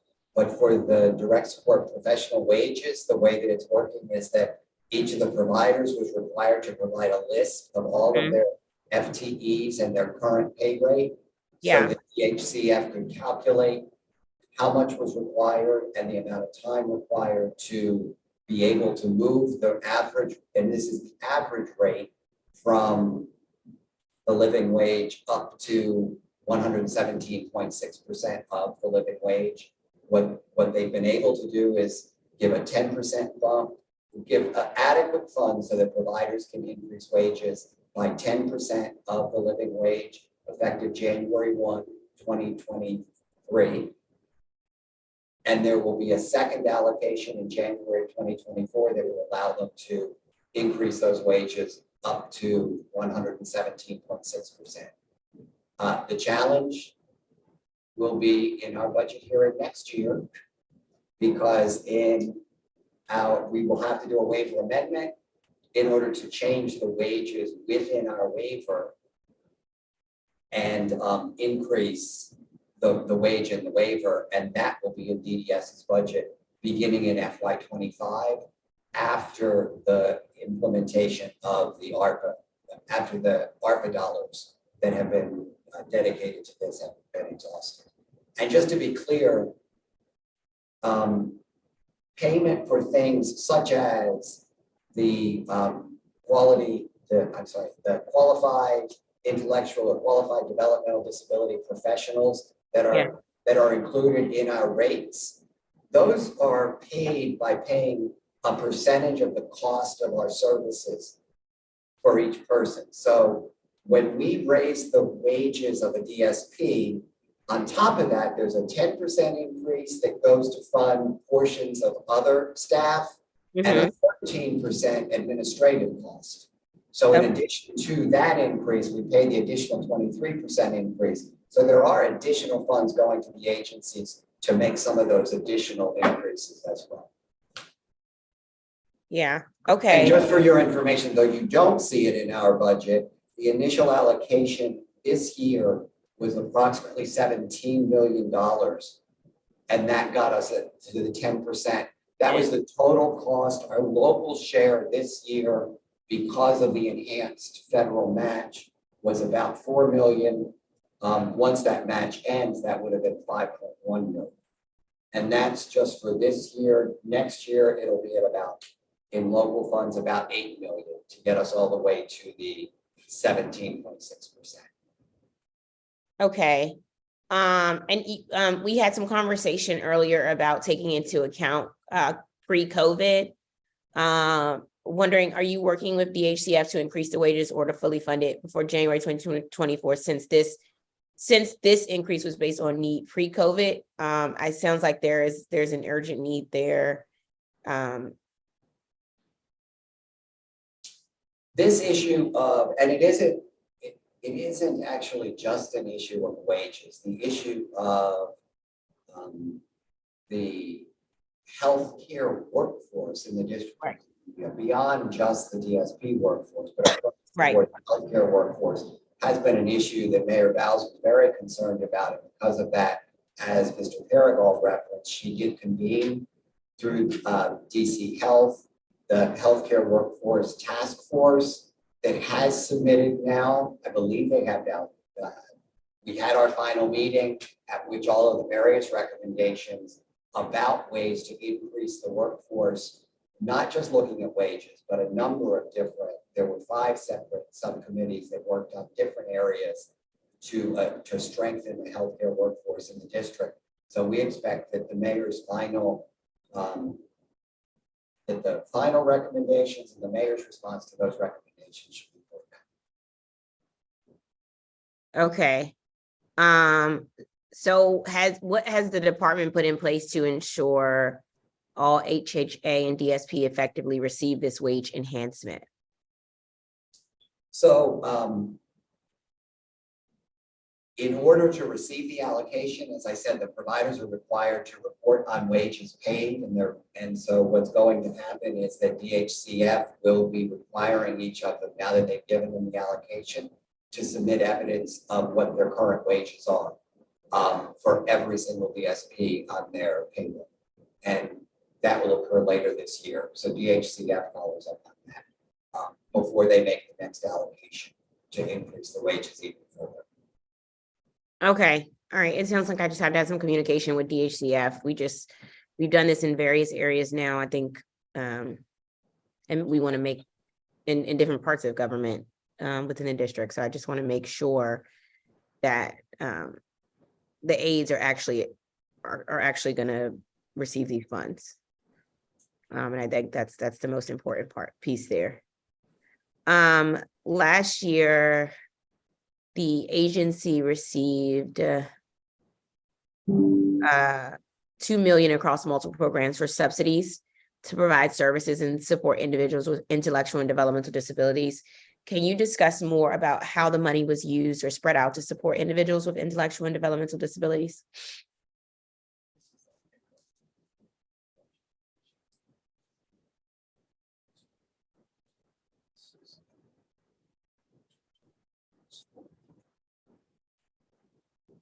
So this is primarily funds that went to the increase in our cost for the waiver services. Okay. It says across various programs because it also increased sort of nominal increases in the cost of our contracting. But primarily it was the increase in the waiver. And so our costs for the waiver year over year have been increasing significantly since the beginning. Well, they've been increasing since the beginning of COVID. The total cost of waiver services. What has been challenging is to predict the local cost for waiver services because during the pendency of the public health emergency, we have had the enhanced federal match.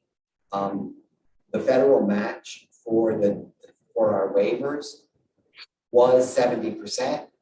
It was enhanced by 6.2% during the federal public health emergency. The challenge has been, in terms of budget development, has been that we have to predict when that federal match is going to go back down to 70% and build into that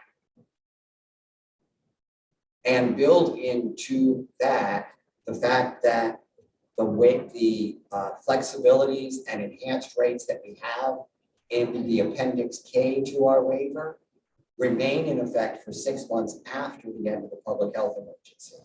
And so it's been really challenging. You know, you will see where we budgeted for a higher dollar amount than we ended up spending in some of these years because I expect no one predicted that we would have a federal public health emergency that would last for 38 months.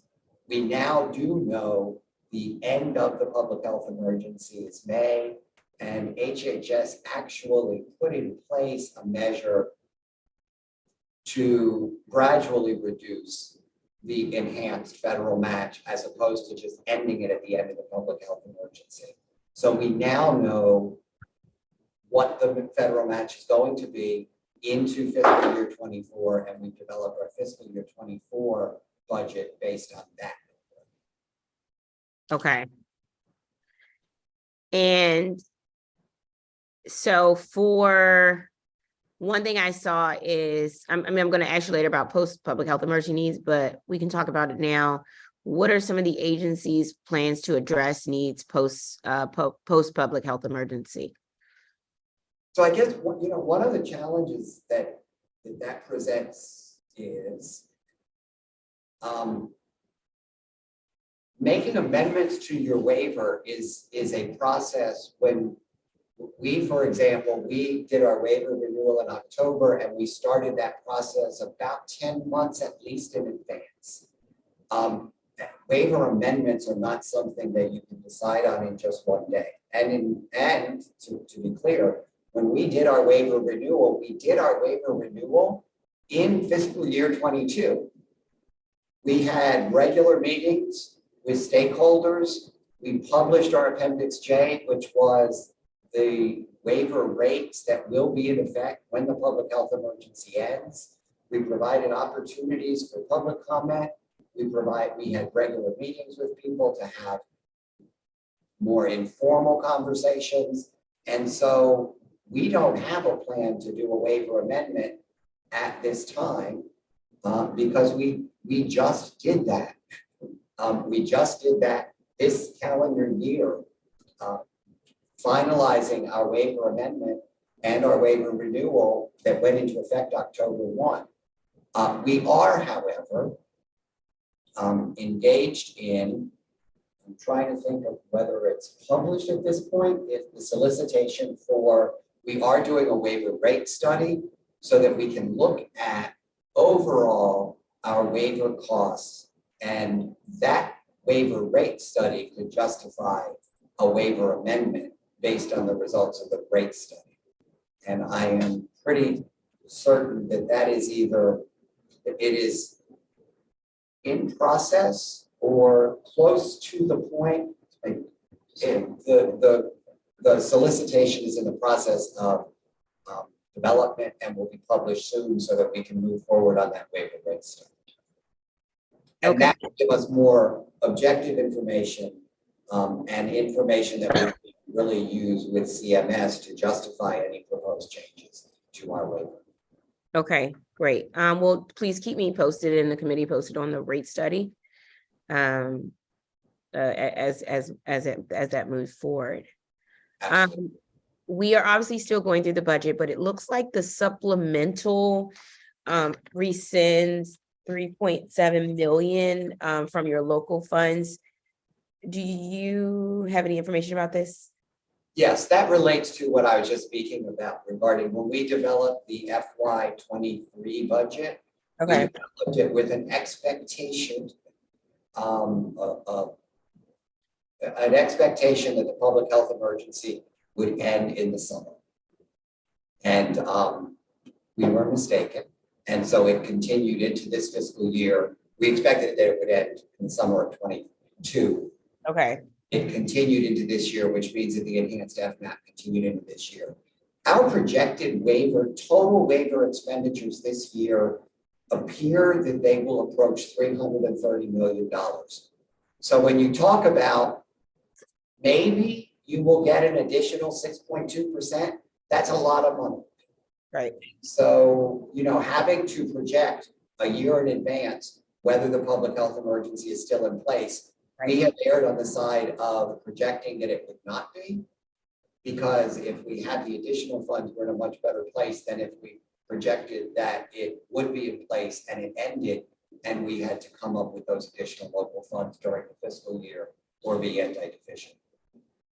Okay.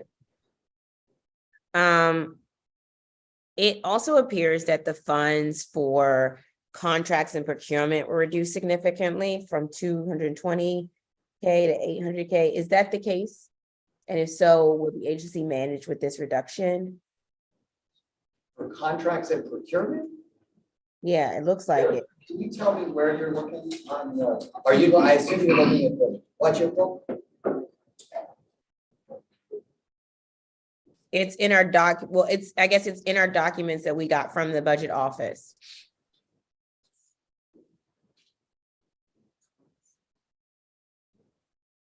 Contracts. The contracts and procurement, so we have an MOU with the Office of Contracts and Procurement. There's no significant change there, so I'm trying to. Okay, we can follow up with our budget office. That's what we see on our side of things. And I was just concerned that that was a large reduction. And it looked like a significant cut. Okay, so yeah, if maybe our staff can talk about with your staff after, we can follow up exactly which number we're referring to there, because okay. I want to turn to DDA and discuss some of the units within that division. First, service planning and coordination. Let's go back. Someone did update me. Okay, great. Thing is a shift in where that contracts and procurement expenditure will appear in the budget. Okay. Local funds, it's no longer in the local funds budget, and that's why you're not seeing it. Okay. It's funded by indirect cost recovery, which is appropriate. Okay. Okay, that makes sense. Thank you for that clarification. So essentially, there'll be there's no impact in that regard because it's just showing up somewhere differently. Exactly. Got you. Okay, perfect. Good to know. Okay, now I want to turn to DDA and discuss some of the units in division. First, service planning and coordination. What are the duties for that division again? Because it looks like there was a cut to that division as well. And I'm looking at page 4 of the budget chapter. So what you're seeing there is the total funding, and some of the funding that was included in what you're seeing is, I think, 60-35, and those funds were actually moved from 60-35 to 60-60, and that was contracts that really belong in 60-60. They're, I believe you're seeing a roughly $2 million shift. Yeah. And that shift is relative to our provider certification review and our death investigation contracts, which you will see in 60-60 quality assurance rather than service planning and coordination. Okay. And so there'll be no sort of impact on the duties of the service planning and coordination as a result of that. Correct. Okay. Second is consumer resources and operations. Want to understand the duties of that division. And let me look and see. Did it look like there was a cut there as well? Try to remember.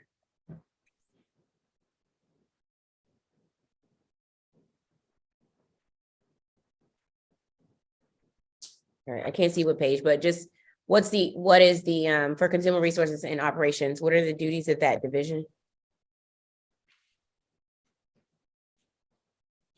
In terms of what's included there in the budget, that would be where our waiver and our operations folks are. Okay. So you'd see a lot of budget there because there's a lot of contracts in there. Okay. And what can be challenging in the budget is that sometimes you'll see shifts in the local budget because we've been able to shift costs from local to Medicaid or from local to IDCR, but none of those overall. And when we look at the budget overall, we don't see the reduction because it's just moving the payment source. Because we have to, just like predicting when a public health emergency. Yeah. We have to predict how much we'll have in Medicaid revenue, how much we'll have in IDCR, and we budget according to that, according to our projection. And sometimes we move funds because we have more available or less available during the year. Okay, let me ask you this. Overall, consumer resources. Overall, none of our administrations are seeing a reduction. Okay, it's just the unfortunate way that the budgets Yes. is coded and shows up in different areas. Wonderful. I love that. That is all sarcasm. Okay, Does, let me ask you this, does DDA handle self-direction waivers? If so, does this budget support a long-term plan to implement self-direction waivers? I believe this came up in the performance oversight hearing. So self-direction is a service within our waiver, and it's a service in our IFS waiver at this time. And it will be launching this month, well, in April. I'm a little ahead of myself, but not quite April. It will be launching in April. Okay. And essentially, it's a different method of service delivery. So the IFS waiver has a cap on the expenditures per year per person. And if the person chooses to self-direct their services versus a provider, they could do that, but it's, you know, there's no funding difference for us. Okay. We've talked about, and I'm excited for this use in April, which is fast approaching. So I'm excited for this. We've talked about before about Randolph-Sheppard facilities, and I see that there is money for Randolph-Sheppard unassigned facilities in the proposed budget. How does the agency select sites? And how many sites will be open with the 100K proposed in the budget? So just to be clear, the 100,000 is actually on a different line. The Randolph-Sheppard line in the budget should say 1.2 million. And then there's a Social Security. This is in the special purpose revenue line of our budgets. Social Security reimbursement is about $100,000. So the Randolph-Sheppard is 1.2 million. And that 1.2 million in earnings reflects primarily kind of pass-through.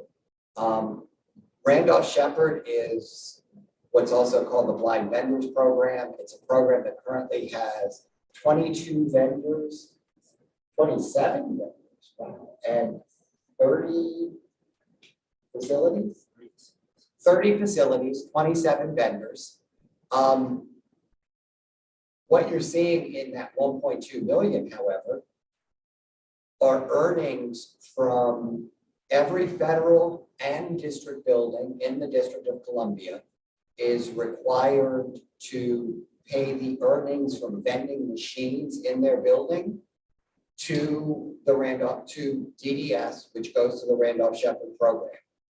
In buildings where there is a Randolph-Sheppard vendor that is essentially competing with those vending machines, 100% of that income goes to that individual vendor. Okay. All other buildings where there's not a facility, those funds are what we call unassigned vending income. Okay. That unassigned vending income is divided amongst all the vendors and paid to benefit their pension accounts. The vendors individually determine what their own pension accounts will be, so the funds are just paid over to them for the purpose of pension. There's one last area, which is participation in the program requires vendors to pay a set-aside fee, which is a percentage of the earnings from their vending facility are paid to the agency in order to support operations of the program. Our regulations require that the program be primarily supported by set-aside.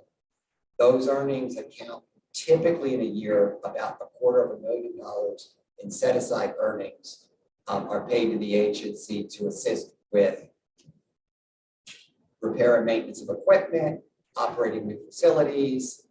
There's a number of different services that we offer.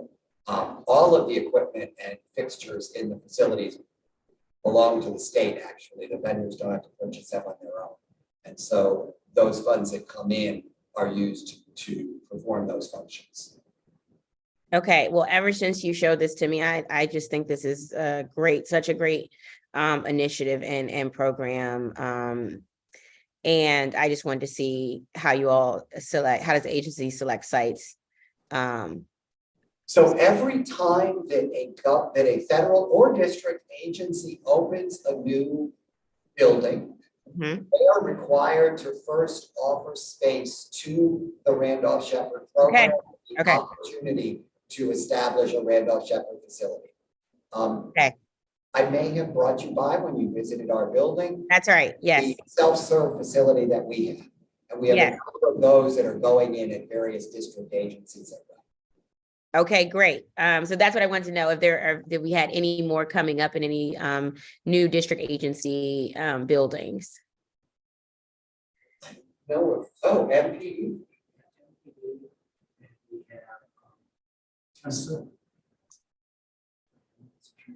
MPD, Homeland Security, and many of those are primarily the self-serve facilities that we see, which Okay. is good. MPD are quite popular because they have 24-hour buildings. That's right. You don't have to worry about staffing. Okay. And ideally, at MPD, you have a lot lower loss ratio. I would imagine so, or would hope so. Okay, well, that's good to know. I think we have some upcoming buildings. DGS is getting a new building soon. Just thinking of them. Ever since you showed it to me, when I came to the building, I'm like, this is great. We need to have this in all of our government buildings. So good to know that that's the process there. And we have, unfortunately, our vendor has assessed the Wilson building a couple of times and determined that in terms of the census in the building, it didn't justify providing a facility there. So that's the reason there is not one at the Wilson building. All right, here. But I understand. Want to go to RSA for a second. Let's turn to RSA and vocational rehabilitation services. Since my office has received inquiries about this, and because I know this is important to you in the community, we have written testimony about the heavy caseloads for RSA counselors. Does this budget support adding more counselors to help with communication and delays? So the issue, as I said before, isn't a budget issue with adding more counselors. It's an ability to recruit and hire adequate counselors, because we do currently have a number of counselor vacancies that we are working hard to recruit for. Okay, so it's mostly getting qualified counselors. Exactly. And let me just say that it is primarily within, it's also a matter of balancing out the caseloads. It's getting adequate counselors and then balancing out the caseloads, because primarily right now we do have an issue in transition with having enough counselors there. Our caseloads actually in general are a little low. But as we're returning to the community, allowed to return to the community, we're looking forward to those increasing. That's why we are working hard to fill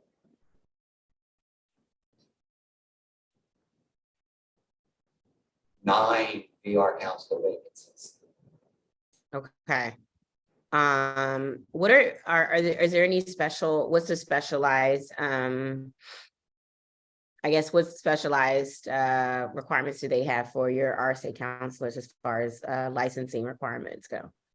So they don't have a licensing requirement. Much of this changed actually with the introduction of the Workforce Innovation and Opportunity Act. We previously, our state plan, were on track and had a requirement that they be certified rehabilitation counselors. Yeah. The Workforce Innovation and Opportunity Act expanded the qualifications with a focus much more on identifying people who have appropriate experience and knowledge to be able to help people enter the 21st century workforce, is the way it's phrased in WIOA. And so we very fortunately were able to keep some of our counselors who were not on track to have a CRC. And when the change in the federal legislation came about, we looked at our staff to determine whether we were going to retain the requirement for a CRC in our state plan. And looking at the employment outcomes of some of our people without a CRC, we decided that in fact, some of those folks were very successful at helping people with disabilities obtain an employment outcome, and that it wouldn't make sense to keep that limited requirement of a CRC. Many of our counselors do have a master's degree in rehab counseling and are certified rehabilitation counselors. But we also have people with other education backgrounds and experience in helping people obtain employment who, fortunately, we found have been as successful spite of that, do we have any partnerships to support the pipeline, any universities within the district or in the surrounding area, like University of Maryland, surrounding area? A number of them. We've worked as a site for students to do they have to do field placement. I'm saying that wrong for them versus what I'm familiar with, but they do have to do field work as part of their education. They have to have actual work experience. And so we've acted as a site for students from Coppin State, University of Maryland, Eastern Shore, George Washington University. We actually previously did recruitment with the university based in Puerto Rico so that we could bring Spanish-speaking counselors up to the District of Columbia. So as I say, we've really done extensive outreach and are continuing to do that in order to recruit to fill these really much needed vacancies. Okay. Well, as always, I'm willing and ready to be a partner in making sure we are able to do the recruitment necessary to fill these positions to support. And I do also want to caution because, people look at DDA where our caseload limit is 35 and our actual current caseload is 31. And then they look at RSA with a caseload currently 100 more than that. However, if you look at our state plan and if you look at other states in the region across the country, a VR caseload is substantially higher than a service coordination caseload. So if our caseloads on average were down to 100, we'd be very happy. Because that is when you look at the work of a VR counselor, they're coordinating services and referring people out to agencies that do the direct work with the person and then checking in with the person periodically. And so when you look at both our agency historically and VR agencies across the country, our state plan calls for ranges from, depending on the kinds of work they do, the ranges from like 75 up to 125 for their caseloads. Okay. Last question. In RSA, we heard testimony from Mr. Charles Tria regarding his case with RSA. Is it possible for you all to please follow up with him? We have. Okay. I saw the attachments to his testimony as well, which do reflect our follow-up, and we will continue to follow up. Okay, thank you. I would appreciate that. And let us know how the committee can be helpful in that regard. Want to just last touch on ARPA updates. We talked a little bit about this, programs and services that may be impacted when the funds are gone, plans to address that gap in funding. And just in general, do you have any sort of post-public health emergency observations or budget needs that the committee should know about? So in terms of ARPA, the ARPA funds are available to us until March of 2025. So as I said, we're going to be having many more discussions, both with the Office of Budget and Performance Management, the Mayor's Office, in our FY25 budget development, as well as with Council, because that is where we're going to see most significantly is the issue with the DSP wages. That's for right. most of our ARPA initiatives, we believe very thoughtful about investing in sort of starting things up that we will be able to then maintain. So for example, our telehealth initiative, we will have to pay the fee for maintaining the service, but we use the ARPA funds to purchase all of the equipment. And, to the extent people need to replace equipment, we'll be exploring whether that might be an assistive technology device in our waiver, if that's a possibility. But we're really, in each of our initiatives, what we are looking at is how do we continue this beyond? And as I said, the most challenging really is that wage issue, because that's going to have to be a waiver amendment and a substantial investment of corporate funds. Okay, I appreciate that. And any post-public health emergency observations or budget needs? Not at this time. As I say, we have planned our FY24 budget with the expectation that the public health emergency, which we now know ends May 11th. We will continue all of our flexibility and enhanced rates in effect in the waiver. until November of 2023. And then our budget was developed in terms of waiver expenditures with an expectation of the costs going forward with the enhanced federal match going away at that, by the end of calendar year 2023. We have enhanced federal match. It decreases. It goes down in April to 5%, and then it goes down in July to 2.5%, and then reduces in October to 1.25%, and it's totally gone January of 2020. Okay. Okay. And just so we're clear, the community still has concerns, even if ARPA money is there until 2025, that'll still have some impact, but I know that we will be able to work through that, not only within this budget season, but next budget year as well. But just wanted to note that as well. With that, thank you, Director Reese and your team for your testimony and all the work that you all do day in and day out for district residents. I hope you have a good rest of the week. We will turn to Office of Disability Rights. We're going to take a 3-minute break and begin at 11:30 with Director Matthew McCullough of the Office of Disability Rights. Thank you. Thank you.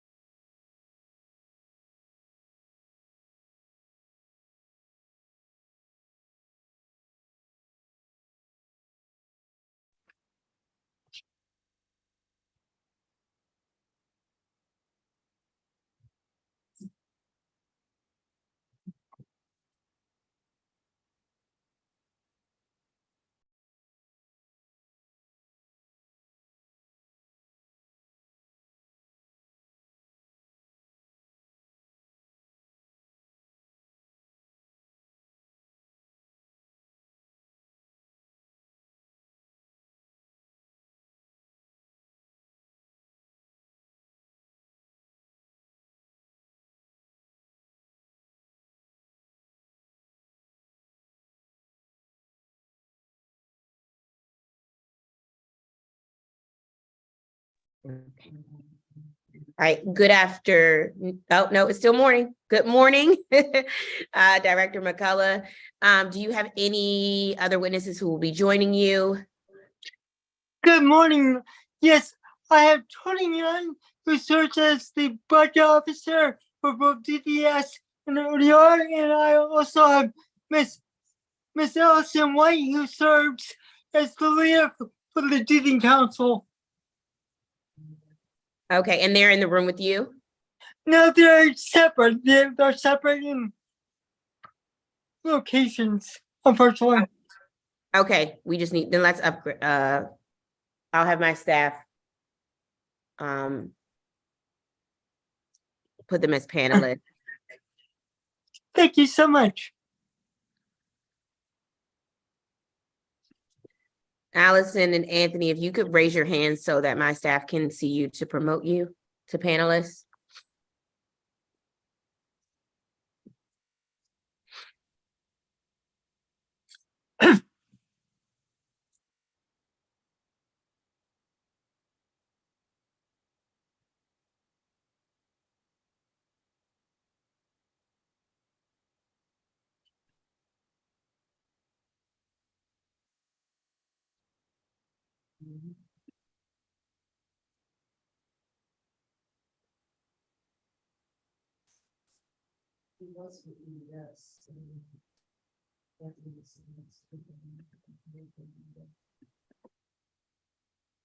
Okay, I don't see Anthony.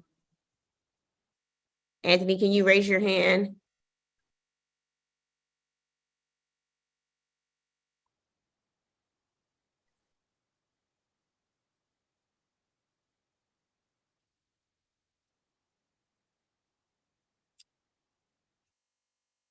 He was with Mr. Reese at the time, so you may need to log back in. Okay. Okay, give us one moment so we can get him up. Of course. Thank you so much.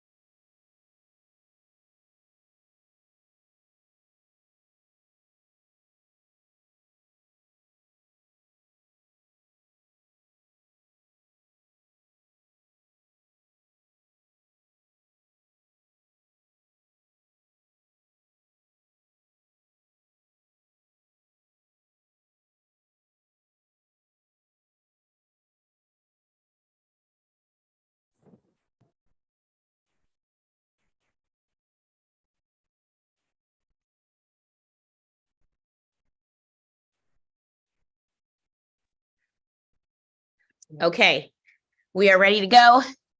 Before you each begin your testimony, I'm going to administer an oath to you.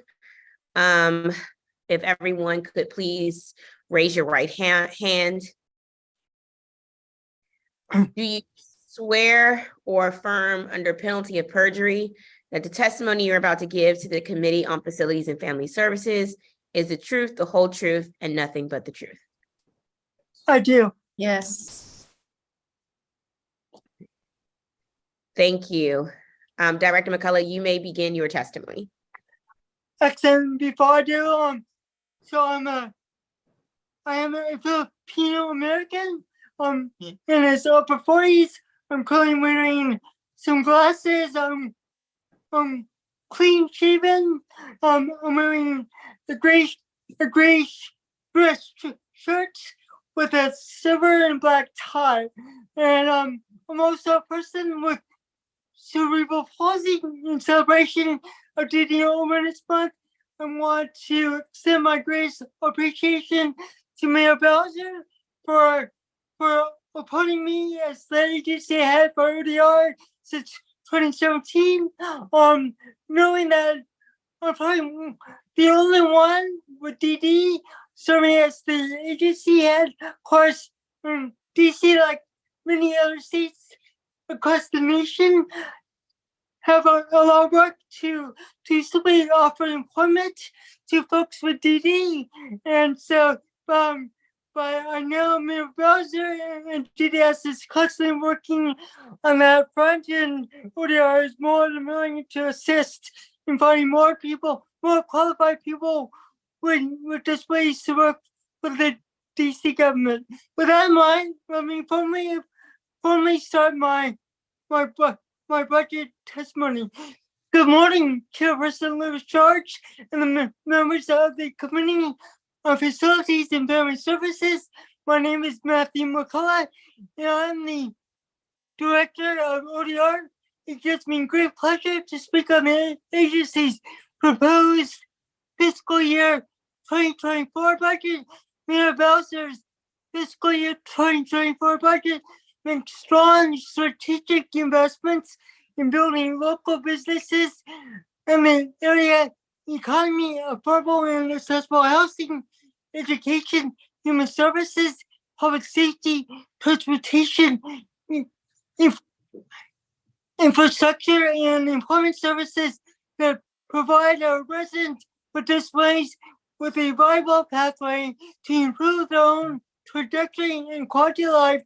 Furthermore, these investments reflect the department needs and priorities identified by district residents.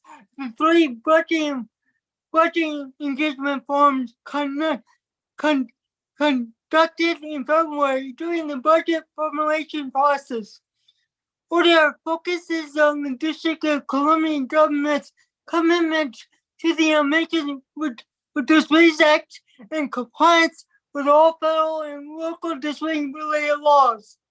The district serves as a nationally recognized leader in ensuring that programs, services, and facilities operated are fully accessible to and usable by people with disabilities. ODR actively supports, promotes, and works to advance the protections available under the ADA and other laws impacting our citizens with disabilities in the areas of community living, employment, housing, transportation, emergency preparedness, and other government program services.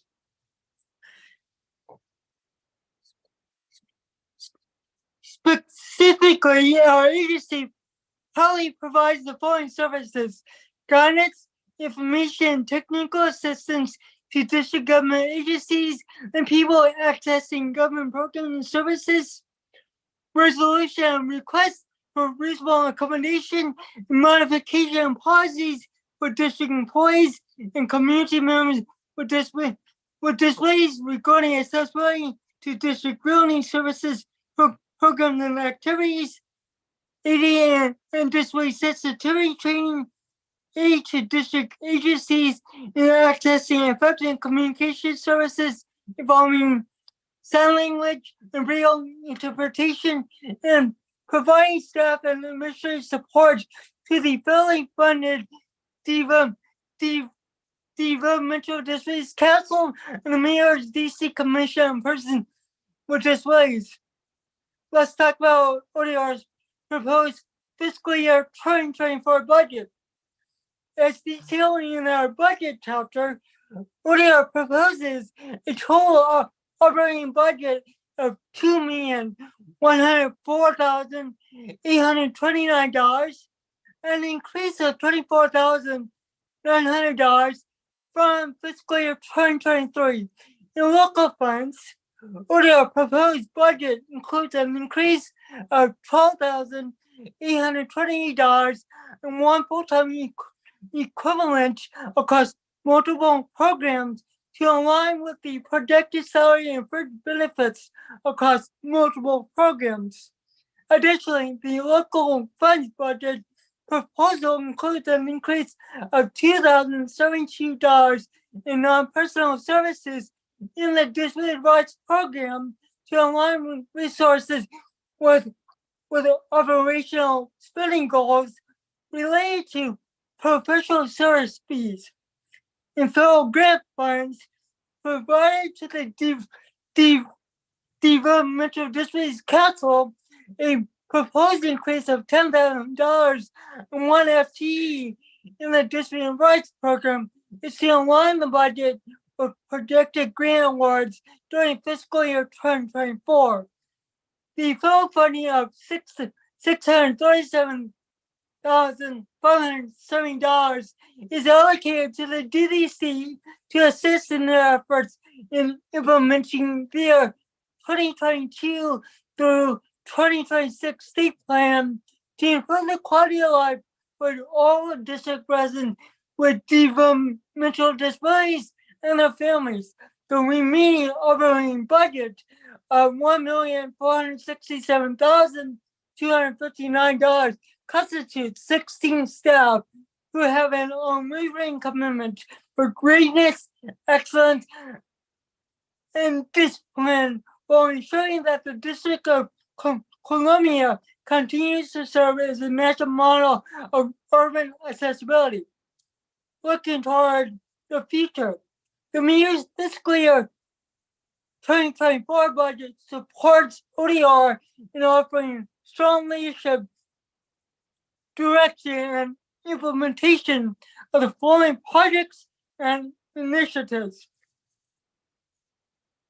We are hosting the Mayor's Disability and Diversity Expo in October 2023, which will also serve as the celebration of the 16th anniversary of ODR and our continuing commitment to full inclusion and accessibility.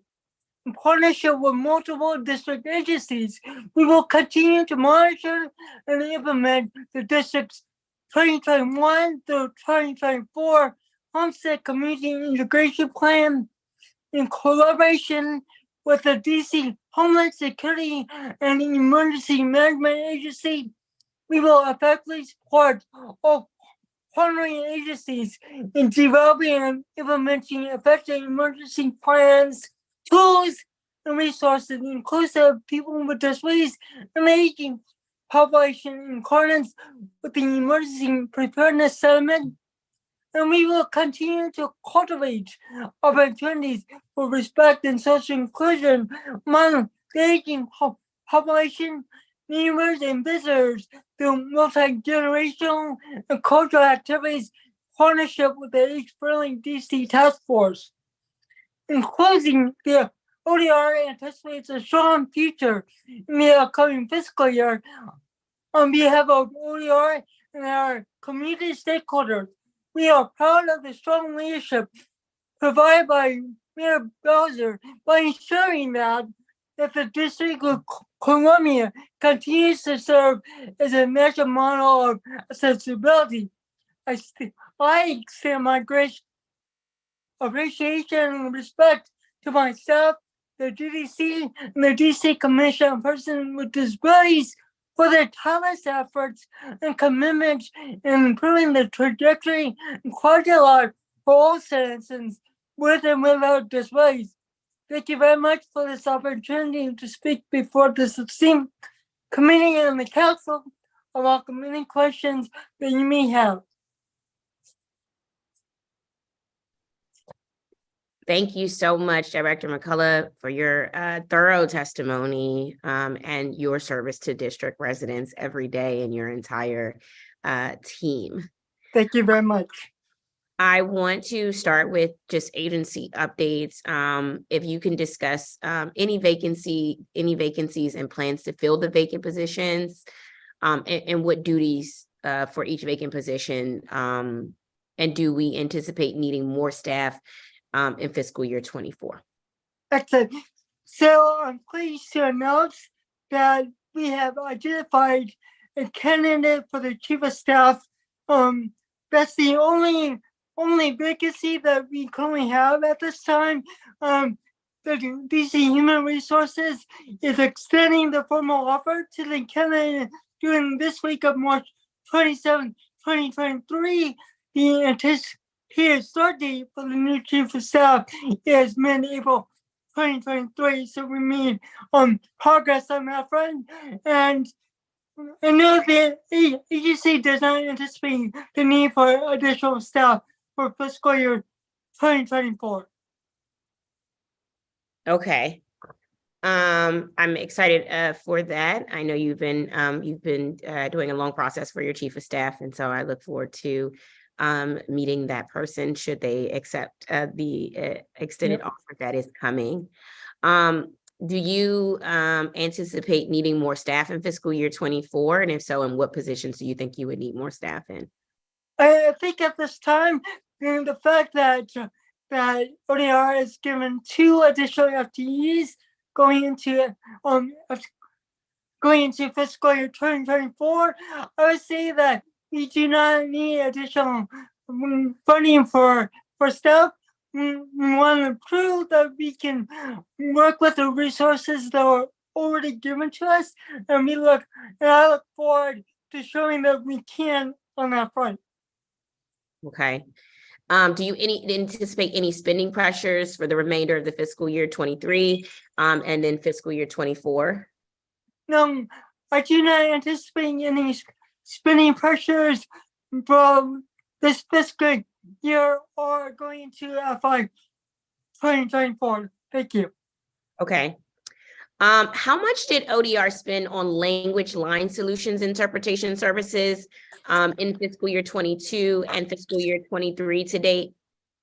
ODR's expense for using language line solutions interpretation services in FY22 was $416.57. That's when we first started using the language line solutions services. And we have consistently used that service throughout fiscal year 2023.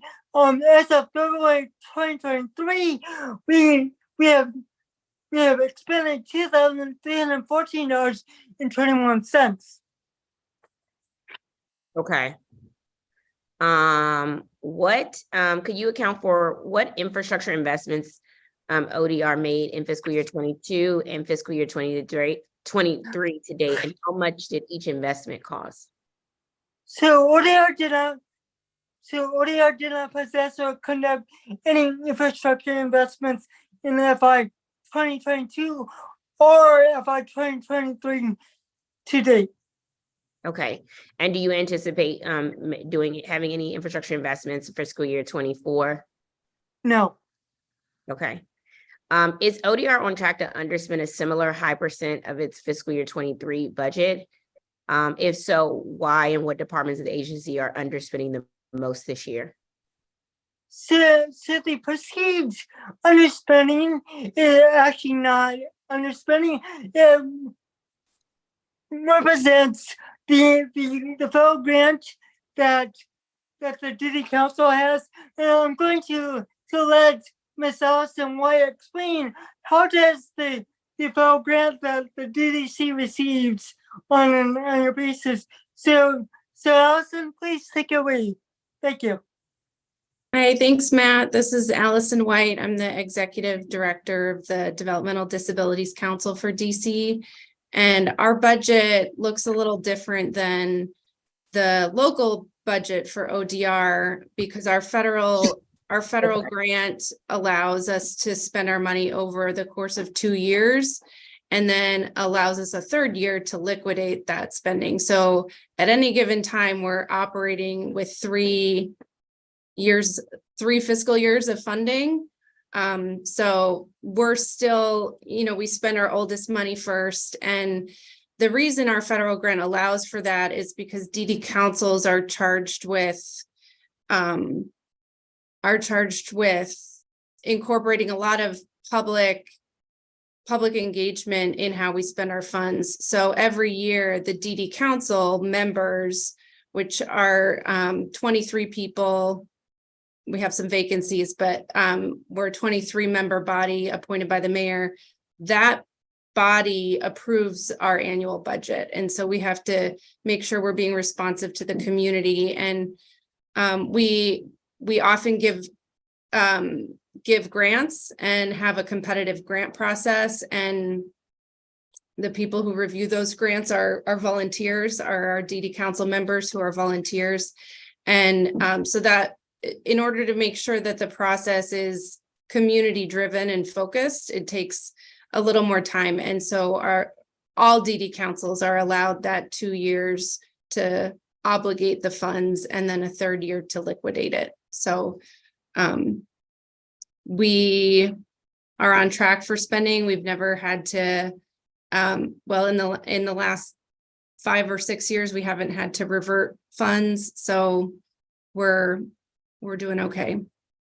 Okay.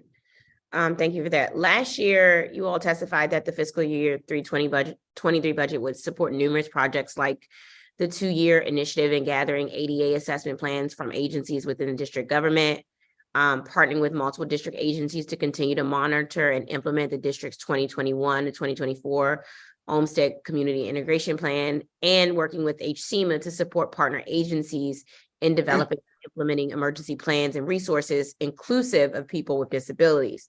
Can you provide updates on these projects and any budgetary concerns with implementation? Excellent. So let me start with the second question.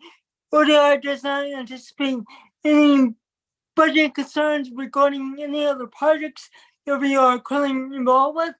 With regards to the ADA compliance plans, as I previously reported during our last oversight hearing, 41 agencies already submitted their ADA compliance plans at the end of last fiscal year.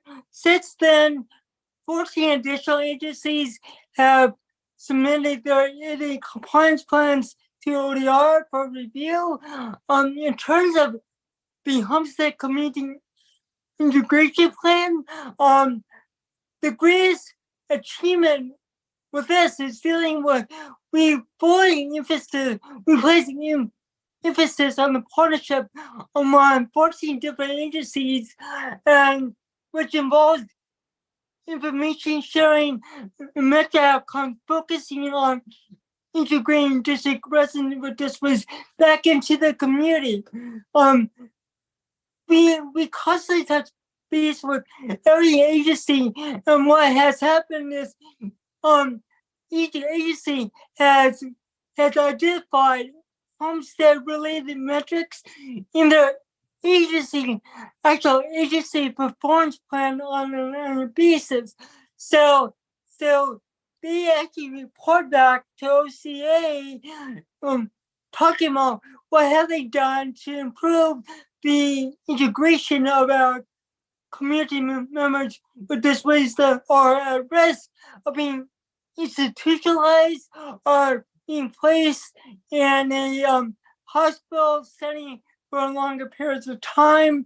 We work very closely with a lot of the frontline agencies such as DBH, DACL, the Department of Human Services, the Department of Housing, Community Development, and Healthcare Finance.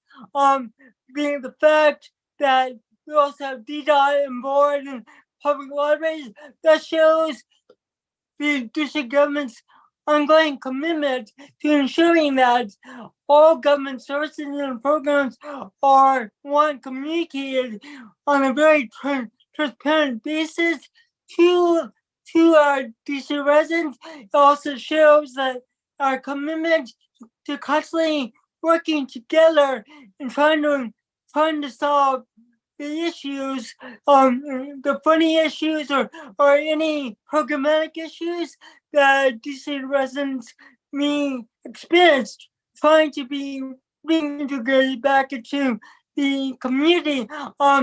All these updates are actually collected on a quarterly and biannual biannual and annual basis on ODR's website.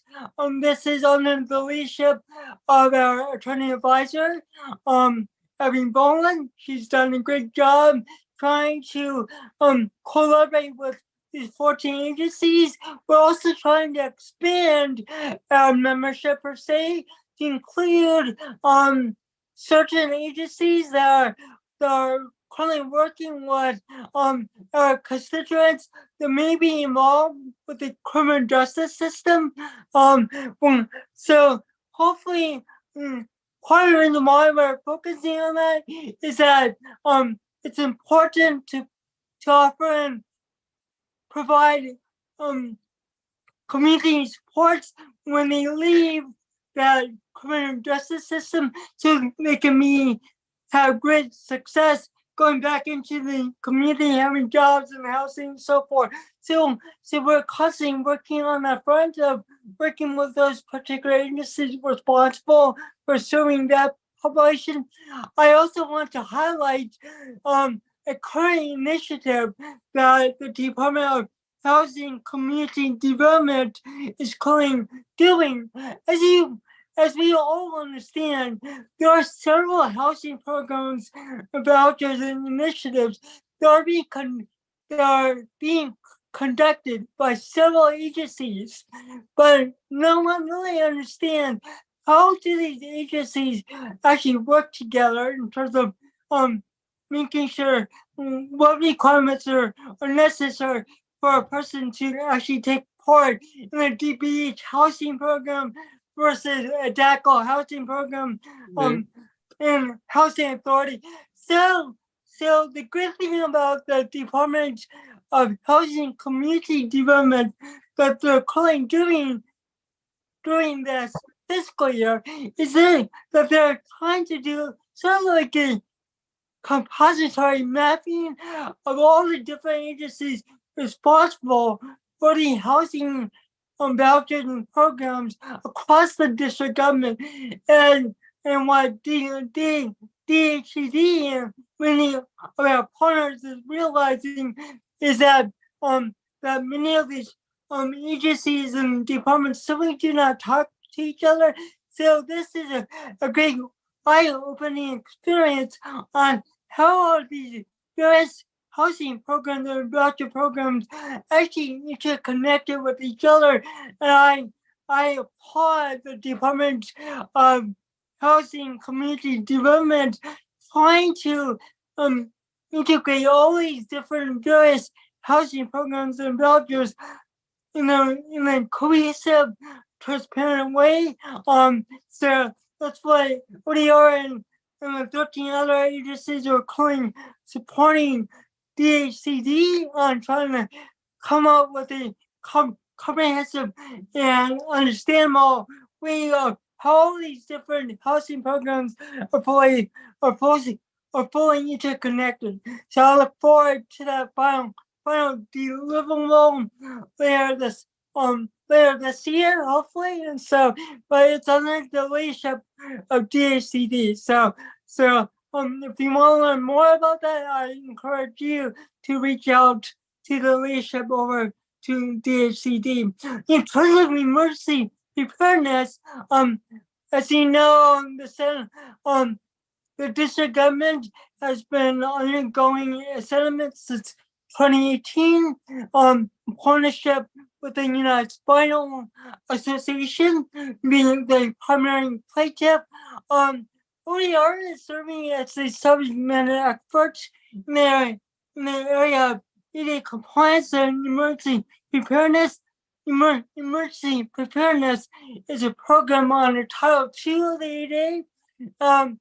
The great thing about what SEMA and many of the other partners involved with the settlement is that there has always been a DC advisory group from the community. There's roughly like 16 folks from the community side that have been constantly updated on progress of the settlement. Hopefully the settlement will be finalized part of its deliverables by the end of this calendar year 2023.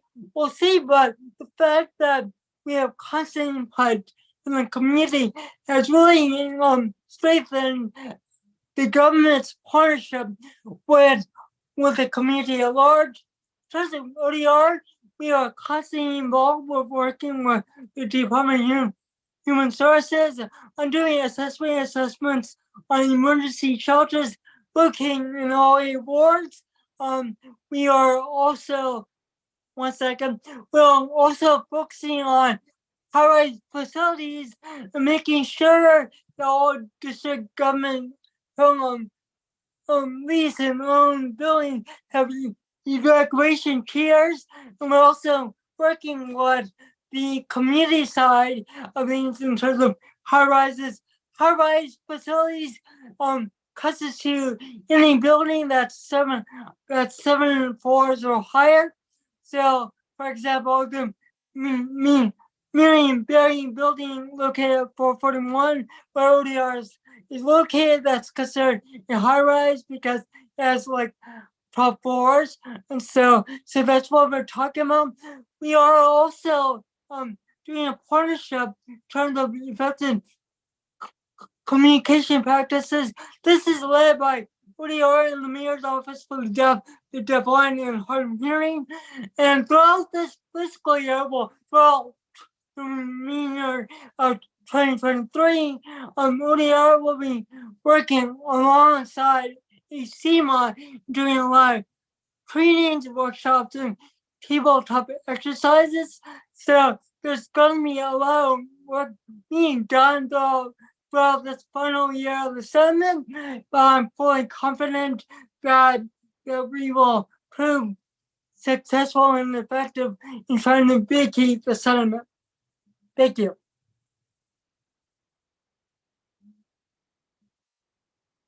Thank you. Thank you for that thorough answer. And just to follow up there, you all are, and it sounds like you all are doing just a lot in all of those projects. And so my understanding is you all don't need additional funding to continue to do the work you are doing with those projects. But my understanding is you all are working with DHCD right now and other agencies to ensure that they are doing their part in a compliance in that way. Yes, that's part of the great strength that ODR has, that we value our partnerships and collaboration. Without the leadership from the other agencies, ODR will not be as important. So we truly value our partnerships that we have, not only with the district agencies, but also with our community members. Like Ricardo Thornton mentioned, Ricardo Thornton and Project Action members are from the community side, but ODR always tries to make sure that knowing that we're also people with disabilities, that we understand both sides of the coin and make sure that both sides are well represented at all times. Great. I noticed that give me a second, let me find it. The mayor's proposed ODR budget includes about $134,000 for contractual services, which is a 35% decrease from fiscal year 23. Is this decrease due to the transfer of ASL interpretation services to the purview of MODDHH? Are there any other contracts affected by this decrease? You are absolutely correct, Councilmember. The ODR is currently transitioning the district-wide ASL program to the Mayor's Office for the DeafBlind, and Hard of Hearing during this fiscal year. The 35% decrease in part represents an increase in the Mayor's Office for Deaf's fiscal year 2024 budget to effectively implement the district ASL program in FY24. This proposed decrease in ODR's fiscal year 2024 budget will not impact the agency's ability to provide high quality, effective interventions to and on behalf of our constituents with disabilities and their families. Okay, that's great to hear. That was my assumption. And so are there any other contracts outside of the ASL interpretation services that are affected, that'll be affected by this decrease? I'm assuming the answer is no. Actually not, no. Okay. The mayor's proposed ODR budget includes about $566,000 for evaluations and compliance. This amount is essentially the same that was approved for fiscal year 23. However, ODR's fiscal year 23 revised budget necessitated $160,000 or 28% increase for evaluations and compliance. Further, in just Q1 of fiscal year 23, ODR spent 40% of its approved evaluations in compliance budget. In addition, in fiscal year 22, ODR underspent on evaluations and compliance by $89,000 or 11% of its approved budget, and yet that fiscal year 22 expended amount is $120,000 more than is proposed for fiscal year 24. Given that the amounts on evaluations and compliance ODR spent in fiscal year 22 and allocated for in fiscal year 23 are significantly higher than the fiscal year 24 proposed amount, why would this year's proposed amount be sufficient? Is ODR planning on focusing less on evaluations and compliance in fiscal year 24? So, all right, first of all, I'm going to state right off that ODR's proposed FY24 budget for evaluation and compliance is sufficient and probably supported.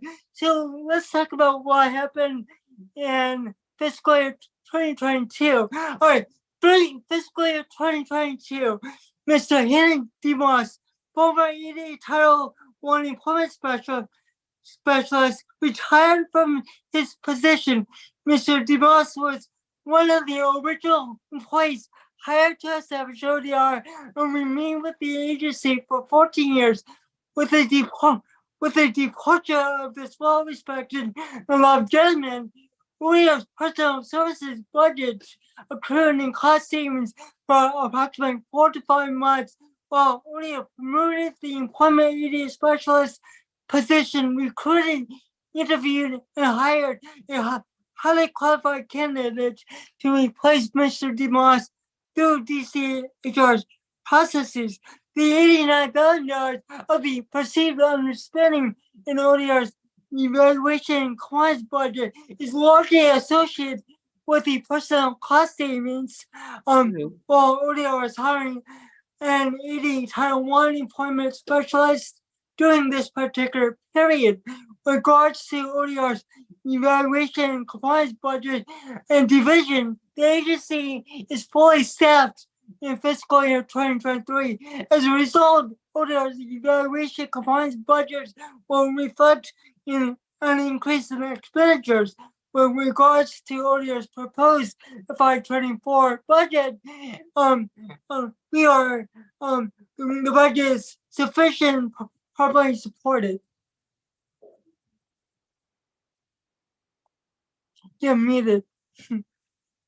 I said, okay, thank you for that. Allison, did you have anything to add to that? No. No. Okay. Good.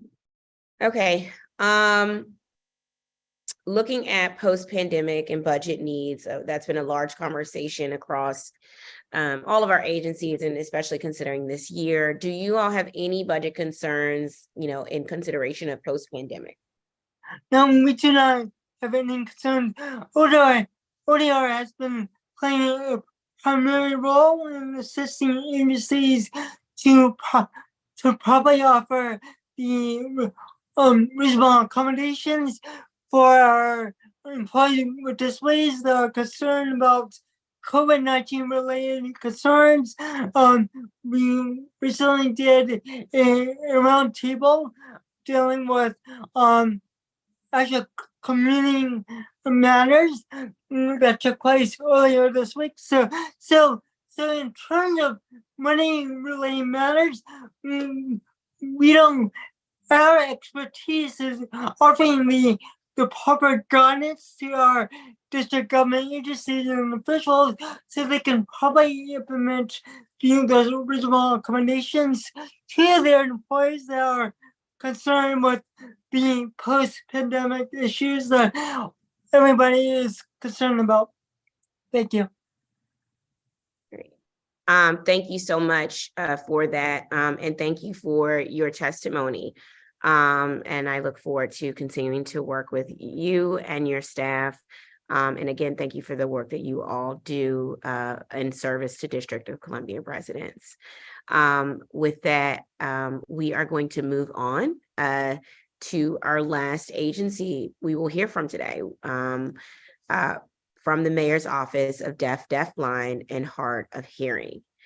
We do have one public witness for that particular hearing. We're going to take a 3-minute break to get that witness loaded, and then we will hear from Director Cook after our one public witness. Thank you. Thank you very much, and I look forward to seeing you tomorrow at the That's DDS right. Awareness Month event. Thank you so much Same here. See you for your tomorrow. leadership. Take care.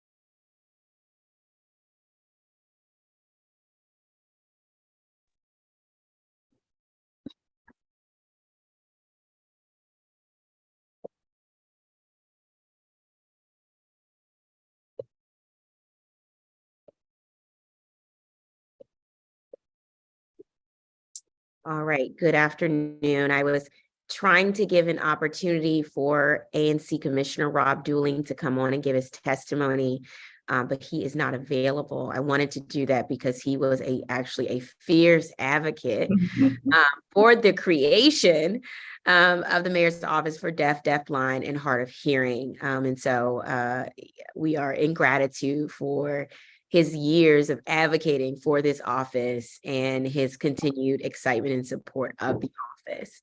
And he will be submitting his testimony for the record in writing. And so we will be able to add that to the record.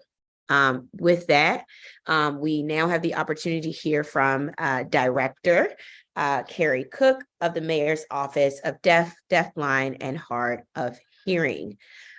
Before you begin your testimony, I am going to administer an oath to you. Is there anyone there with you that will also provide testimony? If so, they will also need to take the oath with you.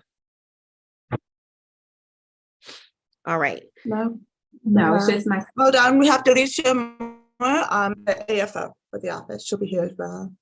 Okay. And Antonio. Okay, great. So Director Cook, Delicia, and Antonio, if you could all raise your right hands. Do you swear or affirm under penalty of perjury that the testimony you are about to give to the Committee on Facilities and Family Services is the truth, the whole truth, and nothing but the truth? Yes. Yes, I do. Thank you, Director Cook. You may begin your testimony.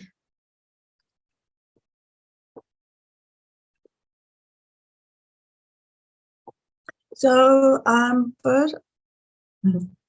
First, I would like to give a description of myself. I'm a Black woman with Black dreadlocks and matching Black glasses and matching Black dress with a cowrie shell necklace and earrings with a gold pendant that says "We are DC." Good afternoon, Chairperson Janice Lewis George, members of the council, staff of the Committee on Faculties and Family Services, and residents of the District of Columbia. My name is Carrie Cook, and I am honored to serve as the director for the Mayor's Office of the Deaf, Deafblind, and Hard of Hearing, known as MODDHH, under the bold leadership of Mayor Muriel Bowser. I am pleased to testify today on Mayor Bowser's fiscal year 2024 DC Fair Shot Budget Plan. Last week, Mayor Bowser delivered the fiscal year 2024 Fair Shot budget to the council. As she stated, this budget comes at a critical juncture for our city. We are fortunate that even in tight times, the district remains well-resourced and able to continue delivering world-class programs and services. Still, the budget reflects many tough choices, and it was formed with an eye towards how we get the best outcome for our residents and make a strong comeback. Today, I am pleased to report that as a new office, Mayor Bowser's Fair Shot budget responsibly navigates the needs of the deaf, deafblind, deaf-disabled, hard of hearing, and late deafened communities. MODDHH's FY24 proposed budget is $1,104,278. This budget will support our staff and necessary overhead. We are grateful for Mayor Bowser's commitment to seeing our office thrive, which aids our office in providing accessible communication in Braille, as well as through virtual sign language phone communication. In FY24, MODDHH will continue supporting Mayor Bowser's administration's core government functions that focus on improving the quality of life for all DC residents and businesses. We will continue to focus our work on the following areas. 1, public safety. We are excited to partner with MPD, particularly the Deaf and Hard of Hearing Unit, to improve relations between our hardworking public safety officials and deaf, deafblind, deaf disabled, hard of hearing, and late deafened residents. We are also excited to work together on unique communication accessibility tools to help residents with hearing loss have equal access to safety with law enforcement. We are most excited about a burgeoning partnership with the Office of Neighborhood Safety and Engagement to increase accessible services and resources for residents with hearing loss. 2, revitalizing downtown. At a 12% unemployment rate for deaf, deafblind, deaf disabled, hard of hearing, and late deafened residents, according to the National Deaf Center on Post-Secondary Outcomes, the district has one of the highest unemployment disparities among its counterparts in the country. We know that one of the key paths to the middle class is to become a business owner. Thus, in addition to partnering with the great work of DDS's vocational rehabilitation services, MODDHH aims to amplify the many opportunities of the Office of the Deputy Mayor for Planning and Economic Development and our partnerships with the Department of Licensing and Consumer Protection and the Department of Insurance, Security, and Banking. During National Disability Employment Awareness Month in October, we will host the hashtag HHDB Deaf DC Works Summit, offering opportunities to residents to enroll in workforce development training programs and interview for employment opportunities in the district. 3, education. I mentioned earlier the increasing number of children with hearing loss in the district, and as such, we are highlighting our work in language acquisition and early childhood education. We look forward to partnering with Strong Start to increase access to services in ASL for families and children with hearing loss. Additionally, we hope to address the high numbers of intimate partner violence at the high school level for youth with hearing loss by partnering with the Department of Youth Rehabilitation Services and the Department of Behavioral Health. 4, statehood. The district has long been the heartbeat of democracy. As we approach Emancipation Day, we are reminded that DC has always celebrated the importance of every voice being heard in the way that government operates and serves. We are excited to create cultural competency training programs for DC agencies and divisions that will make all resources in DC government accessible to our constituency. And lastly, DC future. One thing that makes all the staff of MODDHH proud to work for Mayor Bowser is her commitment to innovation. We see DC becoming the most accessible city and future state in the country by providing accessibility to residents with hearing loss, especially our senior citizens who have contributed so much to the district.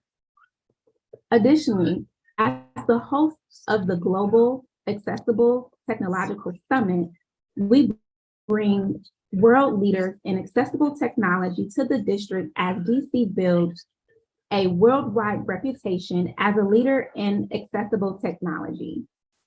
We are excited to see the way Mayor Bowser has prioritized the real needs of district residents and how fittingly it overlaps with the unique needs of residents with hearing loss. In closing, I want to thank Mayor Bowser for her leadership and the opportunity to serve in this capacity. I often say that I have moved so many times, but living in DC, I have finally found my home. As such, it is truly an honor to serve in such a direct and impactful way. I also want to thank my colleagues in MOCA, Morkers, ODR, DDS, and more for their continued commitment to ensuring residents with hearing loss enjoy the best DC has to offer.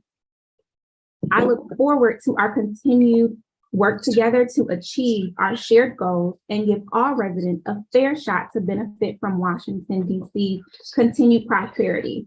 Thank you for the opportunity to testify today. I look forward to answering your questions at this time. Thank you so much for your testimony. I want to get into some questions first around vacancies within the office and staff. On the outset, I want to note that I remember many community advocates advocating for the mayor's office of deaf, blind, and hard of hearing. And the reason why there is such advocacy around this office is because this is a community that needed fierce advocates to support them, and who felt like the city had not taken on the real call to make this city a more inclusive space for the deaf, blind, and hard of hearing community. And so when I say that I am a huge supporter of this office, I say it in the vein of, I believe that the deaf, blind, and hard of hearing community needs fierce advocates who are going to call on each of us in government, including the council and every other agency, to go further, to do more as it relates to the deaf, blind, and hard of hearing community, and truly show in its values through the actions that we take to improve our services for that community. Yes, yeah. So with that, I want to ask, as a newer office, I imagine that you all are still getting some things established. So I want to discuss a few of those. In terms of staff, do you have any vacancies, or do you anticipate needing additional staff in fiscal year 24? Well, fortunately, the Mayor Bowser has been very, very supportive of the needs of our office, and we are fully staffed. So I'm really, really excited about that. We have such a phenomenal team. I brag about them all the time, but they really are the best of DC. They really are, and really reflect the range of diversities of experiences and just livelihoods here in the district. Yeah. How many people do you currently have on staff? Currently, for FTEs, we have 6, and we will be receiving 7 total by the end of the fiscal year. Okay. How many? I know we discussed moving your office to a space that takes into account the services you provide, but also the need to reflect the deaf, blind, and hard of hearing community needs. Have you had an opportunity to look at office spaces? Yes, it's been really wonderful. The department, DDS has been really great partners for us. They've been very intentional about asking not just about what you need as an office, but accessibility-wise. For example, we have accessible technology, braille machines, and things of that nature.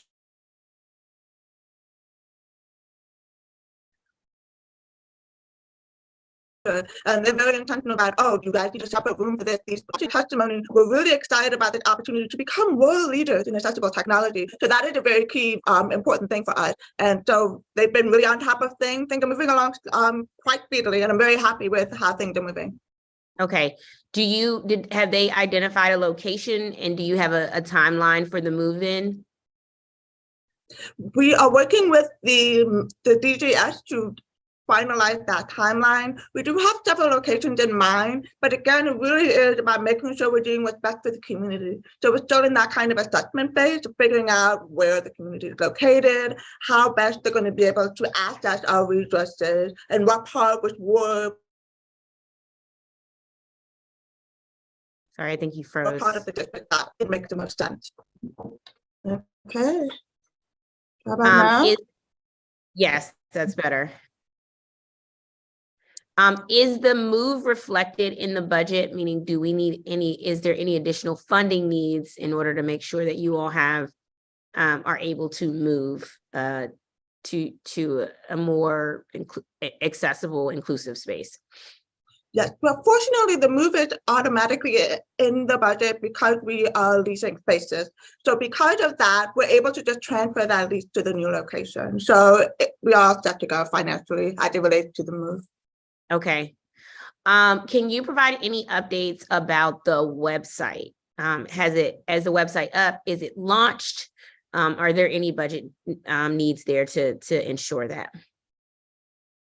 Our website is up and running. We are under the Mayor's Office of Community Affairs, and so that's where you can find our information. We are currently, I believe, Director McCullough mentioned that the Effective Communication Program, which includes both the sign language interpreting program as well as the CART, which is captioning. The Effective Communication Program is being transferred from ODR to our office. In that process, we're developing the forms and all of that.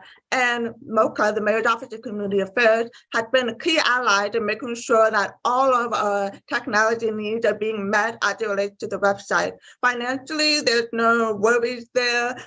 We've had our website up and running and working really well for us so far.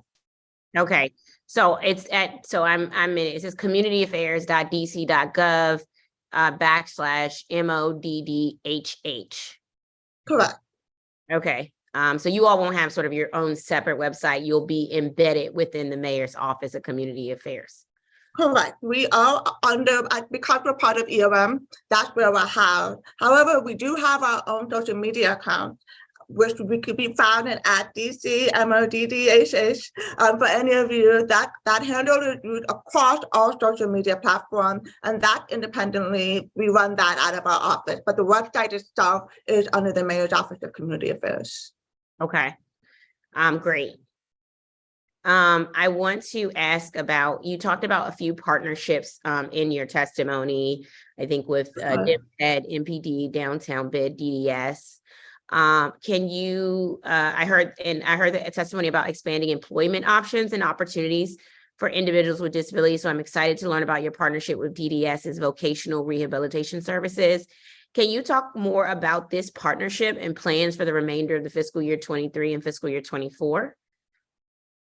Sure. So one of the things we've noticed as district residents, you mentioned earlier, right, there's been so much community advocacy for setting up this office. A lot of that has to do with DC has a plethora of resources for us, but we're just not knowledgeable about it, right? And so as a result, DC, our office has been very intentional about making sure that we're partnering with all of these offices that I mentioned, particularly DDS folk we have. We've already been in conversations with them, in partnership with them. Just this fall, we worked with them for the National Disability Employment Awareness Month in October and gave the speaking engagement. So I'm really excited about how that partnership is going. Additionally, I was a vocational rehab counselor back in the day, so I'm intimately knowledgeable about the work and the needs, not just of the community, but especially how that correlates between our office and the work that DDS Folk Rehab does. Okay. And then about your partnership, have you had an opportunity to also work the Office of Unified Communication, OUC, on improving services? This is an area where we've heard feedback from community members regarding issues as it relates to deafblind, and hard of hearing being able to report a need for emergency services.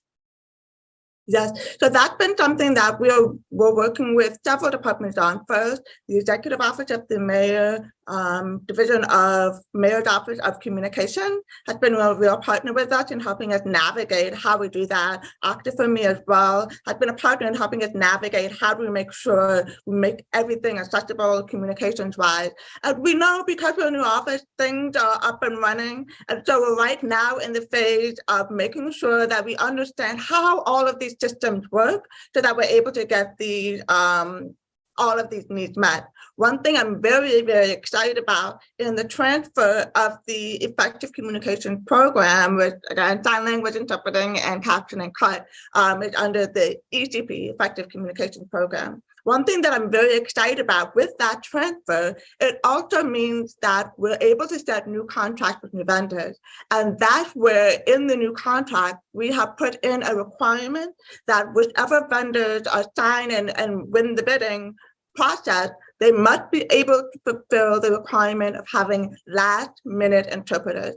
As it stands right now, if you would like to receive communications accessibility, whether that looks like interpreting or captioning or any other plethora of range of communications accessibility that falls under that umbrella, you need anywhere from a 3 to 5 days notice.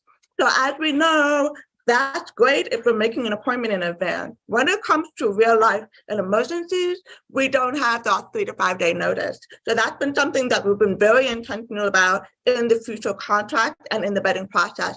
I'm very, very happy. We're very close to getting to the end of the bidding process, and I'm very happy with the vendors we have who have all been able to say that they're able to meet that requirement of fulfilling the need for communication accessibility for all of our district residents.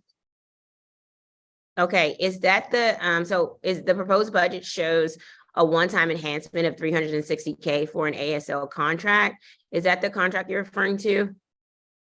Yes, that is part of it. That most of that is for ASL contracting as it relates to our office, right? So we are that's for your office. Okay. office, right? And so making sure that we have that accommodation, but we also, with the transfer of the effective communication program to our office, it also transfers the MOU, the Memorandum of Understanding. And so within that budget, that's where the coverage for the contracting with the new vendors is within that MOU process.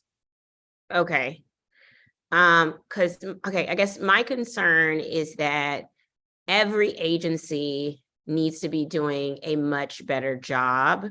And I'm concerned that this amount is too low for the need that is truly there for every agency to say they are truly inclusive. And in agencies, I'm also including the DC Council as well, in regards to, you know, how we need to sort of do better, show up better, and provide the right technologies to be inclusive.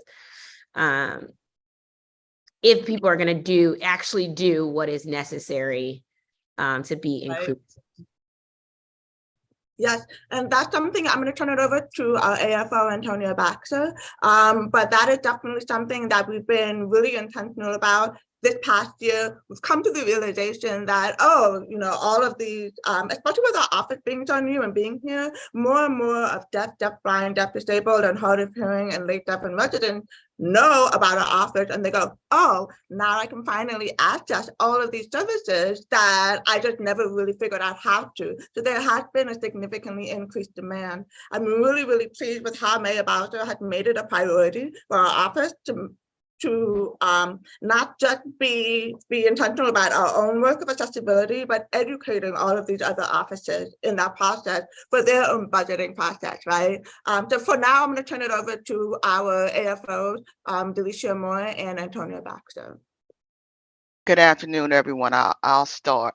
As you all know, with the implementation of the new financial system for the district, the way the budget book now reflects interagency agreement is a little bit different. And so we have, as a part of 23, we've been talking to the other agencies and letting them know what we anticipate the costs are going to be. But as you know, this agency is new, and as a director is saying, we're trying to get emergency contracts in. So we're going to be working with them to ensure that their budget reflects what the agency needs. And as she said, we have the mayor's office has been partnering with us so that the directors in the other agencies and my partners as AFOs know exactly what we need, and we're working through that. We're a little bit behind. I will admit that, because the agency is new and we're trying to move forward. And I was with ODR when the sign language interpretation services were there, so I know the challenges that we're going to face. But we're going to be on top of it. We're working with Director Cook to make sure that the agencies know what they are expected to do and the funding needed to provide the services that they need as it relates to this office. Okay. So one thing I would like to see, I just think every office really needs some guidance from you all on, and I don't know if you all are in the process of putting that together, or what that's looking like. But I think every agency in the district needs some guidance from the mayor's office of deaf, blind, and hard of hearing as to how to be supportive, inclusive of the deaf, blind, and hard of hearing, and how to be truly accessible. And I think once we have recommendations from you all for every agency, then I think we could actually right size the budget that you need to be able to provide the support that's necessary. And I think we'll end up having to supplement your budget if people fall in line with the recommendations that I'm assuming you all are going to give to each of the agencies as they move forward in their work. Are you all in the process now of just compiling a list of recommendations for district agencies? So I'm very pleased to share that we definitely are. Many of that is thanks to the phenomenal staff, particularly our policy analyst, Jacqueline Ting. She had been working with the rest of the staff on making sure that we're doing the evaluation, the assessment, so that we can submit the recommendation. In fact, one thing that I'm really pleased to say is that we've already started that process. So in the middle of that assessment phase, we're already starting that training phase. We know we can't wait. And so one thing that I believe Director McCullough mentioned about the HCMA, that settlement. So one thing that we've taken on is the training. So in an emergency management situation, in a crisis, how are we going to make sure that DC deaf, blind, deaf, disabled, and hard of hearing residents are being served when they go into an evacuation center, for example? We're developing that training right now. So our partners at HCMA have been phenomenal allies in that process, giving us the background that we need. We're developing it right now. We're going to be piloting that training with HCMA by around June for the latest. And the hope is in the summer, we're giving these trainings to volunteers. So we're really excited about that. Things are working ahead of schedule, quite frankly, as far as that's concerned. We're going to use that as a prototype to figure out, okay, what works, what doesn't work, how do we navigate these systems and trainings and so on and so forth for all of the DC agencies. So we're going down the line one by one, and we're going to make it happen for sure. Okay. I appreciate, I'm glad you're starting with emergency needs like HCMA. I think OUC could use the same thing as urgently as HCMA, which I think your deadline is, or your estimated time for that is June. You've already stated you're working with MPD. What does that work look like with MPD? So we're working with MPD as a whole, but particularly the deaf and hard of hearing unit. One thing that we are very knowledgeable about is that community relations is paramount, right? And so we're very excited. We've already had programs and partnerships with them. For example, you may be familiar with the Steining Starbucks, which is a Starbucks that is run by folks who use ASL. They have mentioned a few times that there have been some assaults and things of that nature. Sometimes even talking with someone, would follow them as they close up the shop and go to the train. And then MPD, we came along and we were like, we want to support and partner in this process. So we had a wonderful event with MPD, Steining Starbucks, and our office coming together and figuring out how are we going to make sure that DC is safe for our deaf, blind, and hard of hearing residents. So that's just one example, right? So yes, we're in the process of making things happen. We're also doing the work on the ground as it relates to that. We're also excited about continued partnerships, right, to make sure we're building that relationship. I'm also really excited about the Office of Neighborhood Safety and Engagement and about how that can have, where's that gap, right, with MPD and the community and really improve relations. And so I'm very excited about how that's going along. As you know, per our code, we do have a mandate to make sure that we have accessibility as it relates to MPD and, for example, driving, if they get pulled over, things of that nature. And so we're excited because of our global lead in accessibility technology. We've already been in conversation with people who have reached out to us because of our burgeoning reputation and said, hey, I have this new technology that I'm working on. We tried this over in Germany, all of these things. And so we're making that part of our assessment process to make sure that we're doing things in a way that is safe, but also culturally informed, right? Because we want to make sure that whatever we do is a reflection of DC's vastly diverse community, especially as it relates to people of color. Okay. I think that's great. If you could do, here's, I'm going to ask, I'm at your website, I think it's great. But I want to see if you all can, I know it's going to take a while for you to do recommendations, I guess, for each agency, but I would like a timeline for sort of that process. And I think ODR, can help in sort of figuring out like, how do you go agency by agency, because they have recommendations for them. I think the recommendation process is going to take a long time, but I would like to see an outline for that. But just in the interim, if you can put something on the website, just suggestions for how community members, how community leaders can show up and do a better job of being inclusive of the deaf, blind, and hard of hearing, I think it would go a long way. For example, you've given me suggestions. Make sure you describe what you're wearing, describe how you look before you start so that people can see that. That was a suggestion. We talked about CART and making sure, when you're talking to make sure you either slow down or enunciate properly. All these things are suggestions, and I'm learning every day in this role, but I want other people to be learning along with me and my committee staff. And so if you all can put something on the website just to as a beginning, recommendations and ways to show up and support, and then do, maybe do a few workshops. I think 2 years ago, I attended a workshop about this before we had established this office. But I just don't want, we have to make, there's long progress, slow progress, and then there's immediate changes we can make.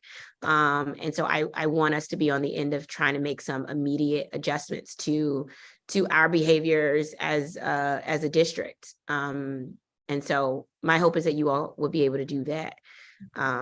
And do not be afraid to ask for additional funding as is necessary to make sure that we're doing our part. Now, one thing that I'm really proud of with Mayor Bowser is that she's really focused on making sure that we're being efficient, right?